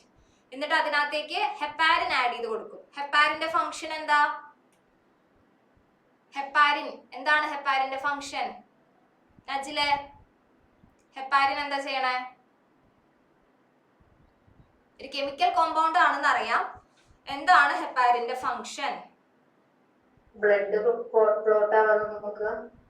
ക്ലോട്ട് ആവാതെ നോക്കുക. Yes, very good. ഹെപ്പാരിൻ എന്താ ചെയ്തോണ്ടിരിക്കുന്നത്? ബ്ലഡ് ക്ലോട്ട് ആവാതെ ഹെൽപ്പ് ചെയ്യുന്നതാണ് ഹെപ്പാരിന്റെ മെയിൻ ഫംഗ്ഷൻ അല്ലേ? യെസ്. ഇനി അത് കഴിഞ്ഞ് രണ്ടാമത്തെ സ്റ്റെപ്പ് എന്താ? ഈ നമ്മൾ കളക്ട് ചെയ്ത ബ്ലഡ് ഫ്രം ദ പേഷ്യന്റ് നമ്മൾ ഹെപ്പാരിൻ ആഡ് ചെയ്തു. നമ്മൾ ഡയാലിസിങ് യൂണിറ്റിലേക്ക് അതിനെ കടത്തിവിട്ടു. ഡയാലിസിങ് യൂണിറ്റിൽ എത്തിക്കഴിഞ്ഞാലാണ് അത് അവിടെ വെച്ച് പ്യൂരിഫിക്കേഷൻ എന്ന് പറഞ്ഞാൽ ആ ബ്ലഡിനകത്തുള്ള വേസ്റ്റ് മെറ്റീരിയൽസിനെ കംപ്ലീറ്റ്ലി അത് റിമൂവ് ചെയ്ത് പുറത്തേക്ക് വരും. പുറത്തേക്ക് വന്ന് നമ്മൾ എന്ത് ചെയ്യണം? അതിലേക്ക് ആന്റി ഹെപ്പാരിൻ ആഡ് ചെയ്യണം. കാരണം നമ്മുടെ ബ്ലഡ് ഇപ്പൊ കട്ട പിടിക്കാതിരിക്കാൻ വേണ്ടിയിട്ടാണ് ഹെപ്പാരിൻ ആഡ് ചെയ്തത്. ഇനി തിരിച്ച് നമ്മളിത് പേഷ്യന്റിന്റെ ബോഡിയിലേക്ക് കടത്തി വിടുമ്പോൾ ആന്റി ഹെപ്പാരിൻ ആഡ് ചെയ്യണം. അല്ലെങ്കിൽ എന്താ സംഭവിക്കുക? നമ്മുടെ ശരീരത്തിലേക്ക് കയറുന്ന ബ്ലഡ് ഒരിക്കലും കട്ട പിടിക്കുകയില്ല. അങ്ങനെ കട്ട പിടിക്കാതിരുന്നാൽ എന്താ പ്രശ്നം? നമ്മുടെ കൈ ചെറുതായിട്ടൊന്ന് മുറിഞ്ഞാൽ പോലും ബ്ലഡ് പോയിക്കൊണ്ടേയിരിക്കും, ബ്ലീഡിങ് നടന്നുകൊണ്ടേയിരിക്കും. കാരണം ബ്ലഡ് കട്ട പിടിക്കുന്നില്ലല്ലോ. അപ്പൊ അതിനു വേണ്ടി നമ്മൾ ആന്റി ഹെപ്പാരിൻ ആഡ് ചെയ്തിട്ട് വേണം തിരിച്ച് നമ്മുടെ ബോഡിയിലേക്ക് ബ്ലഡിനെ കയറ്റാൻ. ഈ 3 സ്റ്റെപ്പേ ഉള്ളൂ ഹീമോഡയാലിസിസില്. അത് 3ഉം പഠിക്കാം. ഇനി യൂറിൻ ഫോർമേഷൻ, അടുത്ത ഇമ്പോർട്ടന്റ് ടോപ്പിക് ആണ് urine formation. Ultrafiltration, reabsorption and secretion. Ultrafiltration എന്ന് പറഞ്ഞാൽ എന്താ? കിഡ്നിയുടെ സ്ട്രക്ചർ വളരെ ഇമ്പോർട്ടന്റ് ആണ്. അത് ചോദിക്കും. കിഡ്നിയുടെ സ്ട്രക്ചർ പഠിക്കണം. ഏതൊക്കെ? Renal ട്യൂബ്യൂള്, renal Wayne, renal artery, ഓരോന്ന് എവിടെയാണ് ഇരിക്കുന്നത്. അപ്പൊ അൾട്രാഫിൽട്രേഷൻ എന്ന് പറഞ്ഞാൽ നെഫ്രോണിനകത്താണ് ഫിൽട്രേഷൻ നടക്കുന്നത്. നെഫ്രോണിനകത്ത് ഗ്ലോമുറുലസ് എന്ന് പറയുന്ന ഒരു ഭാഗമുണ്ട്. ഓർമ്മയുണ്ട്? അതൊക്കെ ഒരു നെറ്റ്വർക്ക് പോലെ കാണുന്ന ഒരുപാട് കാപ്പിലറീസ് ഒക്കെ ആയിട്ട് ഗ്ലോമുറുലസ് എന്ന് പറയുന്ന ഭാഗമുണ്ട്. അവിടേക്ക് ബ്ലഡിനെ കൊണ്ടുപോകുന്നത് അഫറന്റ് വെസലാണ്, തിരിച്ചു കൊണ്ടുവരുന്നത് ഇഫറന്റ് വെസലാണ്. അവിടേക്ക് എത്തിക്കഴിഞ്ഞാൽ യൂറിൻ നല്ല രീതിയിൽ അവിടെ ഫിൽട്ടർ ആകുന്നു. ആ ഫിൽട്രേറ്റിനെയാണ് ഗ്ലോമുറുലാർ ഫിൽട്രേറ്റ് എന്ന് നമ്മൾ പറയുന്നത്. അത് അവിടെ നിന്നും റീനൽ ട്യൂബ്യൂൾ വഴിയാണ് യൂറിനറി ബ്ലാഡറിലേക്ക് പോകുന്നത്. അപ്പൊ പോകുന്ന വഴിക്കും ഈ പറഞ്ഞ പോലെ റീഅബ്സോർപ്ഷൻ സംഭവിക്കും. എന്ന് വെച്ച് കഴിഞ്ഞാല് വേസ്റ്റ് ആണ് ഈ ഗ്ലോമുറുലാർ ഫിൽട്രേറ്റ് എന്ന് പറയുന്ന വേസ്റ്റ് ആണ്. ബട്ട് സ്റ്റിൽ അതിനകത്ത് നമുക്ക് ആവശ്യമായിട്ടുള്ള വല്ല മിനറൽസോ വല്ല വാട്ടറോ വല്ല എന്താ പറയാ ന്യൂട്രിയൻസോ അങ്ങനെ എന്തെങ്കിലും ബാലൻസ് ഉണ്ടെങ്കിൽ അതിനെയും കൂടെ റീഅബ്സോർബ് ചെയ്യും. നമ്മുടെ ബോഡിയിലേക്ക് തന്നെ നമ്മളത് അബ്സോർബ് ചെയ്യും. അതും കൂടെ കഴിഞ്ഞാൽ പിന്നെ അത് കംപ്ലീറ്റ് വേസ്റ്റ് ആണ്. അതിന് നമ്മൾ എങ്ങോട്ട് കൊണ്ടുപോകുന്നു? കളക്ടിങ് ഡക്റ്റിലേക്കാണ് കൊണ്ടുപോകുക. അത് എക്സ്ക്രീറ്റ് ചെയ്യും. എന്ന് വെച്ചാൽ എന്താ? നമ്മൾ യൂറിനേറ്റ് ചെയ്യണ പോലെ തന്നെ നമ്മുടെ ബോഡിയിൽ നിന്ന് അത് പുറത്തേക്ക് പോകും. സോ ഇതാണ് 3 സ്റ്റെപ്പുകൾ കേട്ടോ യൂറിൻ ഫോർമേഷന്റെ. പഠിക്കണേ. ഇതാണ് നേരത്തെ പറഞ്ഞ എല്ലാ ആൾക്കാരും ഇവിടെ ഉണ്ട്. പാർട്സ് ലേബൽ ചെയ്യാൻ ചോദിക്കും കേട്ടോ. കിഡ്നി പാർട്സും ഇമ്പോർട്ടന്റ് ആണ്. നെഫ്രോണിന്റെ സ്ട്രക്ചർ വളരെ വളരെ ഇമ്പോർട്ടന്റ് ആണ്. ഇനി ലിവറില് നമ്മുടെ മെയിൻ ആയിട്ടും ഈ ചാപ്റ്ററിൽ പഠിക്കുന്നത് മൊത്തം എക്സ്ക്രീറ്ററി ഓർഗൻസിനെ പറ്റിയിട്ടാ. സ്കിന്ന്, ലിവർ, കിഡ്നി, അതാണ് മെയിൻ പഠി. സ്കിൻ നമുക്ക് ഒരുപാട് കഴിഞ്ഞ വർഷം സിലബസ് മാറുന്നതിന് മുന്നേ അത്യാവശ്യം ഉണ്ടായിരുന്നു. പക്ഷെ ഇപ്പൊ അത്രയും പോലും ഇല്ല. പക്ഷെ ലിവർ നമുക്ക് പഠിക്കാനുണ്ട്. ലിവർ എന്താ ചെയ്യാം? നമ്മുടെ ബോഡിയില് പ്രോട്ടീൻസ് ബ്രേക്ക് ഡൗൺ നടക്കുന്നത് മൂലം വരുന്ന അമിനോ ആസിഡുകളെ നമ്മുടെ ബോഡിയിൽ നിന്ന് മാറ്റണം. അപ്പൊ അമിനോ ആസിഡിന് മെറ്റബോളിസം നടന്നു കഴിഞ്ഞാൽ ഒരുപാട് ബൈ പ്രോഡക്റ്റുകൾ ഉണ്ടാവും. അതിൽ ഏറ്റവും ടോക്സിക് സാധനമാണ് അമോണിയ. അപ്പൊ അമോണിയനെ എത്രയും വേഗം നമ്മുടെ ബോഡിയിൽ നിന്ന് മാറ്റണം. അത് മാറ്റുന്ന ആളാണ് ലിവർ. അപ്പൊ ഡയറക്ട്ലി നമുക്ക് അതിനെ മാറ്റാൻ സാധിക്കില്ല, ബിക്കോസ് അത് ഭയങ്കര ടോക്സിക് ആണ്. അപ്പൊ നമ്മൾ അമോണിയനെ യൂറിയ ആക്കി മാറ്റും, എന്നിട്ടാണ് നമ്മുടെ ബോഡിയിൽ നിന്ന് അതിനെ കളയുന്നത്. അപ്പൊ എങ്ങനെയാണ് അമോണിയ യൂറിയ ആവുന്നത്? എങ്ങനെയാണ്? അമോണിയ കാർബൺ ഡൈ ഓക്സൈഡും വാട്ടറുമായിട്ട് കമ്പൈൻ ചെയ്യും, അങ്ങനെയാണ് യൂറിയ ആവുന്നത്. ആ യൂറിയനെയാണ് പുറത്ത് കളയുന്നത്. അല്ലാതെ അമോണിയനെ അമോണിയ ആയിട്ട് തന്നെ കളയാൻ പറ്റുന്നില്ല, ബിക്കോസ് അത് ഭയങ്കര ടോക്സിക്കാ. അപ്പൊ നമ്മൾ അതിനെ ലെസ് ടോക്സിക് ആയിട്ടുള്ള യൂറിയ ആക്കി കൺവേർട്ട് ചെയ്യും, എന്നിട്ട് അതിനെ പുറത്ത് കളയും. സ്റ്റൊമാറ്റയും ലെന്റിസെല്ലും തമ്മിലുള്ള വ്യത്യാസം, സെല്ലുലാർ റെസ്പിറേഷൻ. എങ്ങനെയാണ് ഹ്യൂമൻ ബോഡിയിൽ നിന്ന് കാർബൺ ഡൈ ഓക്സൈഡ് റിമൂവ് ആവുന്നത്? എങ്ങനെയാ? നമ്മൾ എക്സ്പയർ ചെയ്യുന്ന സമയത്ത് നമ്മൾ ശ്വാസം ഉള്ളിലേക്ക് എടുത്ത് പുറത്തേക്ക് വിടുമ്പോൾ കാർബൺ ഡൈ ഓക്സൈഡ് പുറത്തു പോകുന്നു. അങ്ങനെ കിഡ്നിയുടെ ഹെൽത്ത് എങ്ങനെ മെയിൻറ്റെയിൻ ചെയ്യാം? കിഡ്നി ഡിസീസുകൾ പഠിക്കണം കേട്ടോ. കിഡ്നി ഡിസീസുകൾ ഇത് പിന്നെ എൽവിയോളയുടെ ചോദ്യമാണ്, നിങ്ങളുടെ ക്വസ്റ്റ്യൻ ബാങ്കിനകത്തെ ക്വസ്റ്റ്യൻസ് ആണ്. നമ്മുടെ റെസ്പിറേറ്ററി സിസ്റ്റത്തിന്റെ ഒരു ചെയിനാണ് ഈ കൊടുത്തിരിക്കുന്നത്. നോസ്ട്രിൽസിൽ തുടങ്ങി നേസൽ ക്യാവിറ്റി കഴിഞ്ഞ് ട്രക്കിയ, ബ്രോങ്കസ്, ബ്രോങ്കിയോൾസ്, എൽവിയോളെ. അതാണ് ഈ ഒരു ലൈൻ. IS നജിൽ അതാണ് ഈ പറയുന്ന ഫ്ലോ ചാർട്ട് പോലെ കൊടുത്തിരിക്കുന്നത് കേട്ടോ റെസ്പിറേഷന്റെ. ഇനി മറ്റ് പല ഓർഗൻസിന്റെയും എന്താ പറയാ എക്സ്ക്രീറ്ററി ഓർഗൻസ് നമുക്ക് അറിയണം. ഫിഷിന്റെ ആണെങ്കിൽ ഏതാണ്, എർത്ത് വേമിന്റെ ഏതാണ്, പ്ലാന്റ്സിന്റെ ഏതാണ്, അമീബയുടെ ഏതാണ്. ഓരോ ജീവികൾക്കും അവരുടേതായിട്ടുള്ള അവയവങ്ങളുണ്ട് ഫോർ എക്സ്ക്രീഷൻ. അത് ഏതാണെന്ന് നമുക്ക് അറിയണം, പഠിക്കണം കേട്ടോ. ആ ടേബിൾ തന്നിട്ടുണ്ട്, ആ ടേബിൾ പഠിച്ചാൽ മതി. സ്റ്റൊമാറ്റോയുടെ കാര്യം നമ്മൾ പറഞ്ഞു. അതുപോലെ ഓരോ ജീവികളും പുറത്തുവിടുന്ന എക്സ്ക്രീറ്ററി പ്രോഡക്റ്റ് എന്താണ്? ഇപ്പൊ നമ്മൾ യൂറിൻ പാസ് ചെയ്യുന്നത് പോലെ യൂറിയ, അമോണിയ, യൂറിക് ആസിഡ്, അങ്ങനെ പലവിധ പ്രോഡക്റ്റുകളെയാണ് അവർ പുറത്തേക്ക് കളയുന്നത്, എക്സ്ക്രീറ്ററി പ്രോഡക്റ്റ്. അതിന്റെയും ഒരു ടേബിൾ തന്നിട്ടുണ്ട്, പഠിക്കണം. എൽവിയോളെ കുറെ തവണ ക്വസ്റ്റ്യൻ വന്നിട്ടുണ്ട്, അത് നോക്കുക. ഇതാണ് നേരത്തെ നമ്മൾ ഡിസ്കസ് ചെയ്തതിന്റെ വേറൊരു ടൈപ്പ്. ഇന്റർകോസ്റ്റൽ മസിൽ, റിബ്സ്, പ്രഷറിന്റെ ലങ്സ്. ഇൻസ്പിറേഷൻ ചെയ്യുമ്പോഴും എക്സ്പിറേഷൻ ചെയ്യുമ്പോഴും എന്ത് വ്യത്യാസമാണ് നമ്മുടെ ബോഡിയിൽ ഉണ്ടാവുക? അതുപോലെ afferent vessel, efferent vessel, glomerulus, pelvis, എല്ലാ ഭാഗങ്ങളും ഇമ്പോർട്ടന്റ് ആണ്. ഇനി എന്തുകൊണ്ടാണ് നമ്മളോട് കറക്റ്റ് വെള്ളം കുടിക്കണം, സഫീഷ്യന്റ് എമൗണ്ട് ഓഫ് വെള്ളം കുടിക്കണം എന്ന് പറയുന്നത്? അല്ലെങ്കിൽ യൂറിനറി ട്രാക്ട് ഇൻഫെക്ഷൻസ് വരും, യൂറിനേഷൻ ചെയ്യണം. യൂറിനേഷൻ ചെയ്യുമ്പോഴാണ് നമ്മുടെ യൂറിനറി ട്രാക്റ്റിലുള്ള ബാക്ടീരിയാസ് ഒക്കെ പുറത്തേക്ക് പോകുന്നത്. അതിനെയാണ് മിക്ചുറേഷൻ. ഓക്കെ. ഇനി ഇത് ഏതിന്റെ സ്ട്രക്ചറാ? എന്തിന്റെ സ്ട്രക്ചറാ ഇത്? നിങ്ങളുടെ ടെക്സ്റ്റ് ബുക്കിനകത്തുള്ള സെയിം ഫോട്ടോയാണ്. ഇത് ഹീമോഗ്ലോബിന്റെ സ്ട്രക്ചർ ആണ്. ഹീമോഗ്ലോബിനകത്ത് കാണുന്നത് നമ്മുടെ ഓക്സിജൻ അല്ലെ, ഓക്സിജൻ ആണ് കൊടുത്തിരിക്കുന്നത്. പിന്നെ എക്സസൈസ്, ആഫ്റ്റർ എക്സസൈസ് റെസ്പിറേഷന്റെ റേറ്റ് കൂടുന്നു, ഓട്ടോമാറ്റിക്കലി കൂടും. കാരണം മസ്കുലർ ആക്ടിവിറ്റി കൂടിക്കഴിഞ്ഞാൽ കൂടുതൽ എനർജി ആവശ്യമാണ്. എനർജി ആവശ്യമാണെങ്കിൽ നമ്മൾ കൂടുതലായിട്ട് ഓക്സിജനെ ശ്വസിക്കുന്നു. ആ സമയത്ത് കൂടുതൽ കാർബൺ ഡൈ ഓക്സൈഡ് നമ്മുടെ ശരീരത്തിൽ നിന്ന് പുറത്തേക്ക് പോകും. ഓട്ടോമാറ്റിക്കലി നമ്മുടെ ശ്വാസോച്ഛ്വാസം സ്പീഡ് ആവാൻ തുടങ്ങും. ഇത് എക്സ്ക്രീറ്ററി ഓർഗൻസ്, നെഫ്രീഡിയ, മാൽഫീജിയൻ ട്യൂബ്യൂള്, ഇതൊക്കെ എക്സ്ക്രീറ്ററി ഓർഗൻസ് ആണ് കേട്ടോ പല ജീവികളുടെ. നിങ്ങൾ ആ ടേബിൾ പഠിച്ചാൽ മതി. ഹോമിയോസ്റ്റാസിസ് എന്ന് പറഞ്ഞാൽ എന്താ? സമസ്ഥിതി. നമ്മുടെ ബോഡിയിലുള്ള എല്ലാ ഓർഗൻസും അത് പ്രോപ്പർ ആയിട്ട് വർക്ക് ചെയ്താലാണ് നമ്മുടെ ബോഡി ഒരു ബാലൻസിൽ പോകുള്ളൂ. അപ്പൊ അതിനു വേണ്ടി ഈ പറയുന്ന എല്ലാ ഭാഗങ്ങളും പ്രോപ്പർലി വർക്ക് ചെയ്യണം. ലിവർ ആണെങ്കിലും സ്കിൻ ആണെങ്കിലും കിഡ്നി ആണെങ്കിലും അല്ല. ഒരാൾ ഇംബാലൻസ് ആയാലോ നമ്മുടെ കംപ്ലീറ്റ് ഹോമിയോസ്റ്റാസിസിനെ അത് ബാധിക്കും. ഓക്കെ. ഇനി നമുക്ക് കണ്ടോ കിഡ്നിയുടെ സ്ട്രക്ചർ ചോദിച്ചിട്ടുണ്ട്, ഭാഗങ്ങൾ അടയാളപ്പെടുത്താൻ ക്വസ്റ്റ്യൻ വരും. റീഡ്രോയ് ഒന്നും വരാറില്ല സാധാരണഗതിയില്, പക്ഷെ ഭാഗങ്ങൾ ലേബൽ ചെയ്യാനായിട്ട് നിങ്ങൾക്ക് അറിയണം. അതുപോലെ തന്നെ എൽവിയോളയുടെ സ്ട്രക്ചർ, ഏതൊക്കെ ഗ്യാസ് ആണ്? കാർബൺ ഡൈ ഓക്സൈഡ് അകത്ത് പോകുന്നു, ഓക്സിജൻ ബ്ലഡ് കാപ്പിലറീസിലേക്ക് പോകുന്നു. സിംഗിൾ ലെയർ ചുറ്റും കാണുന്നത്, എൽവിയോളയുടെ ചുറ്റും കാണുന്ന സിംഗിൾ ലെയർ എല്ലാം ഇമ്പോർട്ടന്റ് ആണ് കേട്ടോ. ഭാഗങ്ങൾ നോക്കാം. ഇത് കണ്ടോ, ഇൻസ്പിറേഷനും എക്സ്പിറേഷനും ചെയ്യുമ്പോൾ നമ്മുടെ മസിൽസിന് വരുന്ന മാറ്റങ്ങളാണ് ചോദിച്ചിരിക്കുന്നത്. ഭാഗങ്ങൾ അടയാളപ്പെടുത്താനുണ്ട്. ഇത് നമ്മുടെ റെസ്പിറേറ്ററി സിസ്റ്റത്തിലെ ഭാഗങ്ങളാ. ട്രക്കിയ, ബ്രോങ്കസ്, ബ്രോങ്കിയോള്, എൽവിയോളെ, പ്ലൂറ, ഡയഫ്രം, എല്ലാ ഭാഗങ്ങളും കണ്ടാൽ നിങ്ങൾക്ക് തിരിച്ചറിയണം. ഓക്കെ, ഒരുവിധപ്പെട്ട ടോപ്പിക് ഒക്കെ നമ്മൾ ഡിസ്കസ് ചെയ്തു എന്നാണ് തോന്നുന്നത്. ഇനി അടുത്ത ചാപ്റ്ററിലേക്ക് പോകാം. Behind movements. ക്വസ്റ്റ്യൻസ് വേഗം വേഗം പറഞ്ഞു പോകാം. ഇത് കഴിഞ്ഞിട്ട് നിങ്ങൾ പഠിച്ചിട്ടില്ല എന്നുള്ളത് എനിക്ക് നന്നായിട്ട് അറിയാം. 1-2 പേരാണ് പഠിച്ചിരിക്കുന്നത്. അപ്പൊ ഇന്നത്തെ ക്ലാസ് കഴിഞ്ഞാൽ നിങ്ങൾ ആ ക്വസ്റ്റ്യൻ ബാങ്ക് മാത്രം പഠിച്ചാൽ മതി. നിങ്ങൾ ഇനി ടെക്സ്റ്റ് ബുക്ക് തുറന്ന് ആദ്യം തൊട്ട് പഠിക്കാൻ ഇരിക്കണ്ട. ദയവ് ചെയ്ത് ആ നിങ്ങൾക്ക് അയച്ചു തന്നിരിക്കുന്ന മെറ്റീരിയൽസ് വെച്ച് നിങ്ങൾ പഠിക്കാം. അപ്പൊ തന്നെ നിങ്ങൾക്ക് നല്ല മാർക്ക് കിട്ടും.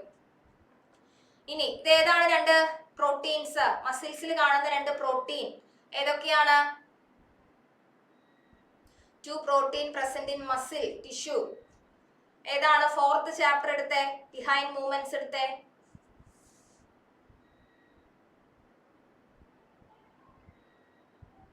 ഏതൊക്കെയാ മസിൽസ് അവിടെ കാണുന്ന മക്കളെ? Actin and myosin. അതായത് ഒരാള് കൺട്രാക്ട് ചെയ്യുമ്പോൾ അപ്പുറത്തെ ആള് റിലാക്സ് ആവും. അങ്ങനെ ഒരു എന്താ പറയാ മ്യൂച്വൽ അണ്ടർസ്റ്റാൻഡിങ്ങിലാണ് നമ്മുടെ മസിൽ. നമ്മുടെ എല്ലാ ഭാഗത്തെ മസിലും അങ്ങനെ തന്നെയാണ് വർക്ക് ആവുന്നത്. ഇനി ഡിഫറെന്റ് ടൈപ്സ് ഓഫ് മസിൽസ് ഏതാണ്? 3 ടൈപ്പ് മസിലാണ് നമുക്ക് പഠിക്കാനുള്ളത് കേട്ടോ. ഈ 3 വരയ്ക്കാനും ചോദിക്കും, ഐഡന്റിഫിക്കേഷന് ചോദിക്കും, ഫീച്ചേഴ്സ് ചോദിക്കും. Skeletal muscle, smooth muscle, cardiac muscle. കണ്ടാ തിരിച്ചറിയാൻ പറ്റുമോ? അപ്പൊ അത് വരയ്ക്കാനും കൂടെ പഠിക്കാം കേട്ടോ. ഈ സ്മൂത്ത് മസിലൊക്കെ വരയ്ക്കാൻ ചോദിക്കാറുണ്ട്. അപ്പൊ വരയ്ക്കുമ്പോ സ്പിൻഡിൽ ഷേപ്പിലൊക്കെ തന്നെ വരയ്ക്കാം, എന്നാലാണ് മാർക്ക് കിട്ടുള്ളൂ.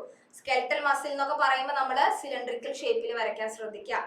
അതുപോലെ സ്ട്രയേഷൻസ് പ്രസന്റ് ആണോ, അതുപോലെ വോളണ്ടറി ഇൻവോളണ്ടറി മൂവ്മെന്റ് എന്നൊക്കെ പറഞ്ഞാൽ എന്താ? വോളണ്ടറി മൂവ്മെന്റ് എന്ന് പറഞ്ഞാൽ എന്താ? Some muscles in our body that can be controlled, voluntary muscles, and some others cannot be controlled, involuntary, according to our will. നമ്മുടെ ഇഷ്ടത്തിനുള്ള മൂവ്മെന്റ് ആണ് വോളണ്ടറി മൂവ്മെന്റ് അല്ലേ? നമ്മുടെ ഇഷ്ടത്തിന് നമ്മൾ ഓടുന്നു, ചാടുന്നു, അങ്ങനെയുള്ള മൂവ്മെന്റ് ഒക്കെ നമ്മുടെ ഇഷ്ടത്തിനുള്ളതാണ്, നമ്മുടെ വില്ലാണ്. എക്സാമ്പിൾ പഠിച്ചു വെക്കുക, ചോദിക്കാറുണ്ട്. ഇനി ഇൻവോളണ്ടറി എന്ന് പറഞ്ഞാൽ അതിന്റെ നേരെ ഓപ്പോസിറ്റ് ആണ്. നമ്മുടെ കൺട്രോളിലേ അല്ല. നമ്മുടെ ഹാർട്ട് ബീറ്റ് ചെയ്യുന്നത്, ബ്ലഡ് സർക്കുലേറ്റ് ചെയ്യുന്നത്, പെരിസ്റ്റാൾസിസ്, അതൊന്നും നമ്മുടെ കൺട്രോളിൽ ഇല്ല. അതൊക്കെ ഇൻവോളണ്ടറി മൂവ്മെന്റ് ആണ്. ഡിഫറൻസ് പഠിച്ചു വെക്കുക കേട്ടോ. ഇനി സ്കെൽറ്റൽ സിസ്റ്റത്തിലുള്ള ബോൺസിന്റെ നമ്പർ. ആക്സിയൽ സ്കെൽറ്റലില് 80 ബോൺ ആണ്, അപ്പെൻഡിക്കുലാർ സ്കെൽറ്റലില് 126 ബോൺ ആണ്. അങ്ങനെയാണ് ടോട്ടൽ നമുക്ക് 208 ബോൺസ് വരുന്നത്. ഇനി ഇതിന്റെ ഡയഗ്രാം, ഇത് വളരെ ഇമ്പോർട്ടന്റ് ആണ്. ലാസ്റ്റ് ടോപ്പിക്കിൽ വരുന്ന ജോയിന്റിന്റെ സ്ട്രക്ചർ. ഇത് റീഡ്രോയും വരാറുണ്ട്, റീഡ്രോ ലേബലിംഗും വരാറുണ്ട് കേട്ടോ. Synovial fluid, synovial membrane, cartilage, joint ഒക്കെ ഇവിടെയാണ് വരുന്നത്. കാർട്ടിലേജ് എന്ന് പറഞ്ഞാൽ എന്താ? എന്തോ സൈനോവിയൽ ഫ്ലൂയിഡ്. ലിഗമെന്റ് എന്ന് പറഞ്ഞാൽ 2 ബോൺസിനെ തമ്മിൽ കണക്ട് ചെയ്യുന്നത് ലിഗമെന്റ്. കാർട്ടിലേജ് എന്ന് പറഞ്ഞാൽ എന്താ? ബോൺസിന്റെ ഏറ്റവും ടിപ്പില് അറ്റത്ത് കവർ ചെയ്യുന്നത്, ഫ്രിക്ഷൻ ഒഴിവാക്കാൻ, ഒരസൽ ഒഴിവാക്കാൻ. സൈനോവിയൽ ഫ്ലൂയിഡും ഇതിന് തന്നെയാണ്. ഫ്രിക്ഷൻ റെഡ്യൂസ് ചെയ്യാനാണ് സൈനോവിയൽ ഫ്ലൂയിഡ്. സൈനോവിയൽ മെംബ്രെയിനിൽ നിന്നാണ് ഈ സൈനോവിയൽ ഫ്ലൂയിഡ് വരുന്നത്. ലിഗമെന്റും കാർട്ടിലേജും ഒക്കെ മറക്കരുത് കേട്ടോ. ഇനി മസിലിനെ പ്രൊട്ടക്ട് ചെയ്ത് കവർ ചെയ്ത് കാണുന്ന മെംബ്രെയിന്റെ പേരെന്താ? ലങ്സിന്റെ പ്ലൂറ നിങ്ങൾ പറഞ്ഞു. മസിൽസിനെ കവർ ചെയ്ത് കാണുന്ന മെംബ്രെയിന്റെ പേരെന്താ? ഒരു പി വെച്ചിട്ട് തന്നെ അതും സ്റ്റാർട്ട് ചെയ്യണം. ഹാർട്ടിനെ കവർ ചെയ്യുന്ന പെരിക്കാർഡിയം, ലങ്സിനെ പ്ലൂറ, മസിലിനെ എന്താണ് പറയാ?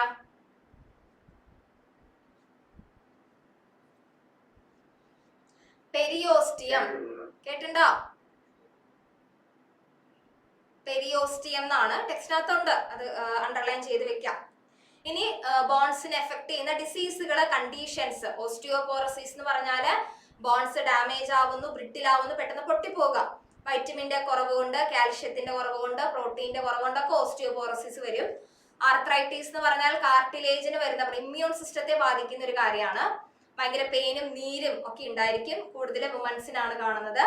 മസ്കുലർ ഡിസ്ട്രോഫി എന്ന് പറഞ്ഞു കഴിഞ്ഞാൽ മസിൽ പെട്ടെന്ന് ഡാമേജ് ആവുന്നു. ജെനറ്റിക് ആയിട്ടുള്ള റീസൺ ആണ്, ജെനറ്റിക് ഡിസീസ് ആണ്. അതുകൊണ്ട് തന്നെ അത് ബോയ്സിലാണ് കാണാം. ഇനി സ്പ്രെയിൻ. സ്പ്രെയിൻ എന്ന് പറഞ്ഞാൽ എന്താ?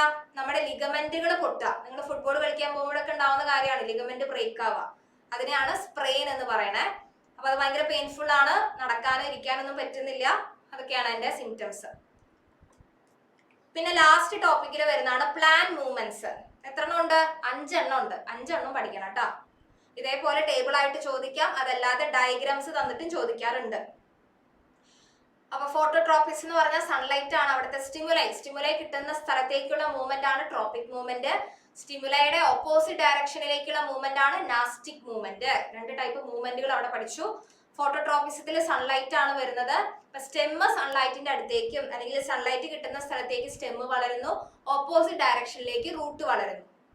അവിടെയാണ് നമ്മൾ ടച്ച് മീ നോട്ട് പ്ലാന്റിന്റെ തൊട്ടാവാടിയുടെ ഒക്കെ എക്സാമ്പിൾ പഠിച്ചത്. ഓർമ്മയുണ്ടോ? നാസ്റ്റിക് മൂവ്മെന്റ് എന്ന് വെച്ചാൽ നമ്മൾ ഏത് ഡയറക്ഷനിൽ തൊട്ടാലും വേറെ താഴത്തേക്കാണ് അത് ഗ്രൂപ്പായി പോവാ. അത്തരത്തിലുള്ള മൂവ്മെന്റിന്റെ നാസ്റ്റിക് മൂവ്മെന്റ് എന്നാണ് പറയാം. കീമോട്രോപ്പിസം. ഹൈഡ്രോ എന്ന് പറയുമ്പോൾ വാട്ടർ ആണ്, ഹാപ്റ്റോ എന്ന് പറയുമ്പോൾ ടച്ച് ആണ്, കീമോട്രോപ്പിസം എന്ന് പറയുമ്പോൾ കെമിക്കൽ ആണ്, ജിയോട്രോപ്പിസം ഗ്രാവിറ്റി ആണ് സ്റ്റിമുലസ്. ആ ടേബിൾ കംപ്ലീറ്റ് ആക്കിയിട്ടുണ്ടെങ്കിൽ അത് വെച്ച് പഠിച്ചാൽ മതി, അതിലെല്ലാം ഉണ്ട്. പെരിയോസ്റ്റിയ എല്ലാ ബോൺസിനെ കവർ ചെയ്ത് കാണുന്നു. ഇനി ബോൺസിന്റെ ഹെൽത്തിന് ആവശ്യമായത് ആരൊക്കെയാണ്? Calcium, phosphate, collagen proteins. അതൊക്കെ ബോൺസിന്റെ ഹെൽത്തിന് വളരെ ആവശ്യമാണ്. എന്താണ് ഡിസ്ക് പ്രൊലാപ്സ്? നമ്മുടെ നട്ടലിനെ ബാധിക്കുന്ന ഒരു പ്രശ്നമാണ്. അത് പെട്ടെന്ന് ഒരാൾക്ക് വരുന്നതല്ല, കണ്ടിന്യൂസ് ആയിട്ട് നിൽക്കുകയും അതുപോലെ ബെൻഡ് ചെയ്യും ഒക്കെ അങ്ങനത്തെ ജോലി ചെയ്യുന്നവർക്കാണ് ഡിസ്ക് പ്രൊലാപ്സ് വരുന്നത്. എന്താ സംഭവിക്കുക? നമുക്കറിയാം, ഓരോ വെർട്ടിബ്രയുടെ ഇടയിലായിട്ട് നമുക്കൊരു ഡിസ്ക് ഉണ്ട്. ആ ഡിസ്കിന്റെ ഉള്ളിൽ മസിൽസ് ആണ്. ജെല്ലി ലൈക്ക് സബ്സ്റ്റൻസ്, മസിൽ അല്ല, ജെല്ലി ലൈക്ക് സബ്സ്റ്റൻസ് ആണ് ഓരോ ഡിസ്കിന്റെ അകത്തും ഇരിക്കുന്നത്. ഓരോ വെർട്ടിബ്ര കഴിഞ്ഞാലും നമുക്കൊരു ഡിസ്ക് ഉണ്ട്, അതിനകത്ത് ജെല്ലി ലൈക്ക് സബ്സ്റ്റൻസും ഉണ്ട്. നമ്മൾ കുറെ വർഷങ്ങളോളം ഇങ്ങനെ ബെൻഡ് ചെയ്ത് അല്ലെങ്കിൽ ഇങ്ങനെ നിന്നിട്ടുള്ള ജോലി ചെയ്യുമ്പോൾ ഈ ഡിസ്കിനകത്തുള്ള ജെല്ലി ലൈക്ക് സബ്സ്റ്റൻസ് ബൾജ് ചെയ്ത് പുറത്തു വരും. ആൻഡ് അത് പുറത്ത് വന്നിട്ട് അവിടെയുള്ള ഞരമ്പിനെ ടച്ച് ചെയ്യുമ്പോഴാണ് നമുക്ക് ഈ വേദന, അസഹ്യമായ വേദനയാണ്, നിൽക്കാനും നടക്കാനൊന്നും പറ്റില്ല. സോ അതാണ് ഡിസ്ക് പ്രൊലാപ്സ് എന്ന് പറയുന്നത്. പിന്നെ നമ്മൾ 3 ടൈപ്പ് ഓഫ് സ്കെൽട്ടൻ പഠിച്ചു. ഹൈഡ്രോ, എക്സോ, എൻഡോ. ഹൈഡ്രോ എന്ന് പറഞ്ഞാൽ എന്താ? വാട്ടർ ആണ് അകത്ത് കാണുന്നത്. എക്സോ എന്ന് പറഞ്ഞാൽ എന്താ? പുറത്താണ് സ്കെൽട്ടൻ സിസ്റ്റം കാണാം. ക്രാബ്, പ്രോൺസ് ഒക്കെ എക്സാമ്പിൾ. എൻഡോ എന്ന് പറഞ്ഞാൽ അകത്താണ് സ്കെൽട്ടൻ കാണുന്നത്, നമ്മുടെ ബോഡി പോലെ. ബോണിന്റെ സ്ട്രക്ചർ. ഇനി മൂവ്മെന്റിനെ സഹായിക്കുന്ന അമീബയ്ക്ക് സ്യൂഡോപോഡിയ ഉണ്ട്, ഹൈഡ്രയ്ക്ക് ടെന്റക്കിൾസ് ഉണ്ട്, ബാക്ടീരിയയ്ക്ക് ഫ്ലജെല്ലം ഉണ്ട്.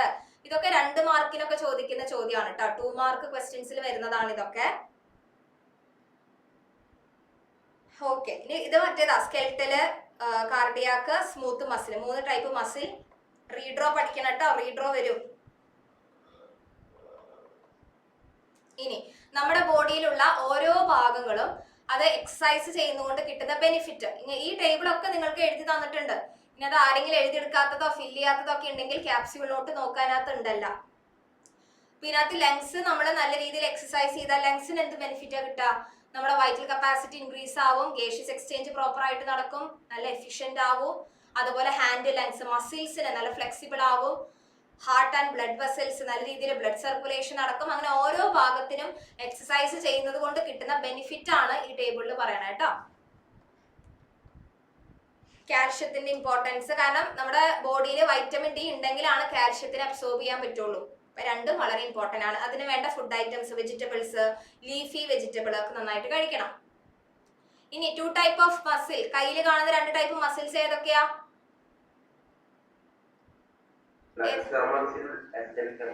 Flexor and extensor. അപ്പൊ ഒരെണ്ണം നമ്മള് കൈ ഹോൾഡ് ചെയ്യുമ്പോൾ ഫ്ലെക്സർ മസിൽ, എക്സ്റ്റൻസർ മസിൽ ഒരെണ്ണം കൺട്രാക്ട് ചെയ്യും, ഒരെണ്ണം റിലാക്സ് ചെയ്യും. ഓപ്പോസിറ്റ് റിയാക്ഷൻ ആണ്. ഫോൾഡ് ചെയ്യുമ്പോൾ എന്താ സംഭവിക്കുക? ഫ്ലെക്സർ കൺട്രാക്ട് ചെയ്യും, എക്സ്റ്റൻസർ റിലാക്സ് ആവും. അൺഫോൾഡ് ചെയ്യുമ്പോൾ അല്ലെങ്കിൽ എക്സ്റ്റെൻഡ് ചെയ്യുമ്പോൾ എന്താ സംഭവിക്കുക? ഫ്ലെക്സർ റിലാക്സ് ആവും. മുകളിലത്തെ ഫ്ലെക്സർ റിലാക്സ് ആവും, താഴത്തെ എക്സ്റ്റൻസർ കൺട്രാക്ട് ആവും. സോ നമ്മൾ ഇവരെ ആന്റഗോണിസ്റ്റിക് മസിൽസ് എന്നാണ് വിളിക്കുക. കാരണം ഓപ്പോസിറ്റ് ആക്ഷൻ ആയതുകൊണ്ട് ആന്റഗോണിസ്റ്റിക് മസിൽസ് എന്നാണ് വിളിക്കുന്നത്. വോളണ്ടറി, ഇൻവോളണ്ടറി നേരത്തെ ഓൾറെഡി പറഞ്ഞു, വിത്ത് എക്സാമ്പിൾ പഠിക്കാം കേട്ടോ. ഇനി കേട്ടോ, ഡ്രോ ദ ഡയഗ്രാം വരയ്ക്കാൻ പറഞ്ഞിട്ടുണ്ട്. സ്മൂത്ത് മസിൽ നിങ്ങളോട് വരയ്ക്കാനാണ് പറഞ്ഞിരിക്കണേ. അപ്പൊ അതുകൊണ്ട് വരയ്ക്കാൻ പഠിക്കും. സ്മൂത്ത് മസിൽ മാത്രം വരയ്ക്കാൻ പഠിക്കുകയല്ല, സ്കെൽറ്റൽ ആവാം, കാർഡിയാക് ആവാം, ഏത് വേണമെങ്കിലും നമ്മളോട് വരയ്ക്കാൻ ചോദിക്കാം. ഈ ബ്രാഞ്ചസ് കാണുന്നത് ഏത് മസിലാ പറഞ്ഞേ അൻസില? ബ്രാഞ്ചസ് കാണുന്നത് ഏത് മസിലാ?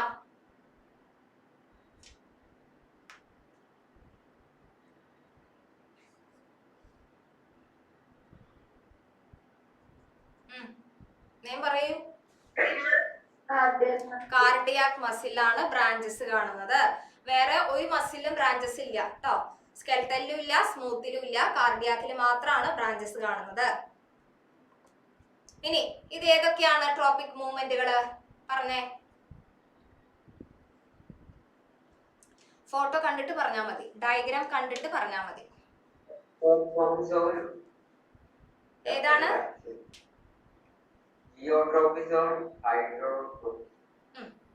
ജിയോട്രോപ്പിസം പറയാം, അല്ലെങ്കിൽ നമുക്ക് ഫോട്ടോട്രോപ്പിസം പറഞ്ഞാലും കുഴപ്പമില്ല. സ്റ്റെമ്മ് മുകളിലേക്ക് പോകുന്നത് മേ ബി എന്താവാം, സൺലൈറ്റ് കിട്ടുന്ന സ്ഥലത്തേക്ക് സ്റ്റെമ്മ് വളരുന്നു, റൂട്ട് താഴേക്ക് വളരുന്നു. അപ്പൊ അത് ജിയോട്രോപ്പിസം ഓക്കെ ആണ്. നിങ്ങൾ അവിടെ ഫോട്ടോട്രോപ്പിസം ഓക്കെ ആണ്. പക്ഷെ നിങ്ങൾ എക്സ്പ്ലെയിൻ ചെയ്യണം കേട്ടോ. ഫോട്ടോട്രോപ്പിസം ആണ് നിങ്ങൾ എഴുതുന്നെങ്കിൽ എന്ത് പറയണം? സ്റ്റെമ്മ് മുകളിലേക്ക് പോകുന്നു, റൂട്ട് താഴേക്ക് പോകുന്നു. ജിയോട്രോപ്പിസം ആണെങ്കിൽ നിങ്ങൾ സെയിം കാര്യം മെൻഷൻ ചെയ്യണം. ഇനി ഇതോ ബി, പിക്ചർ ബിയോ? Picture B hydrotropism. വെള്ളം കിട്ടുന്ന സ്ഥലത്തേക്ക് നമ്മുടെ റൂട്ട് വളരുന്നു, ഹൈഡ്രോട്രോപ്പിസം.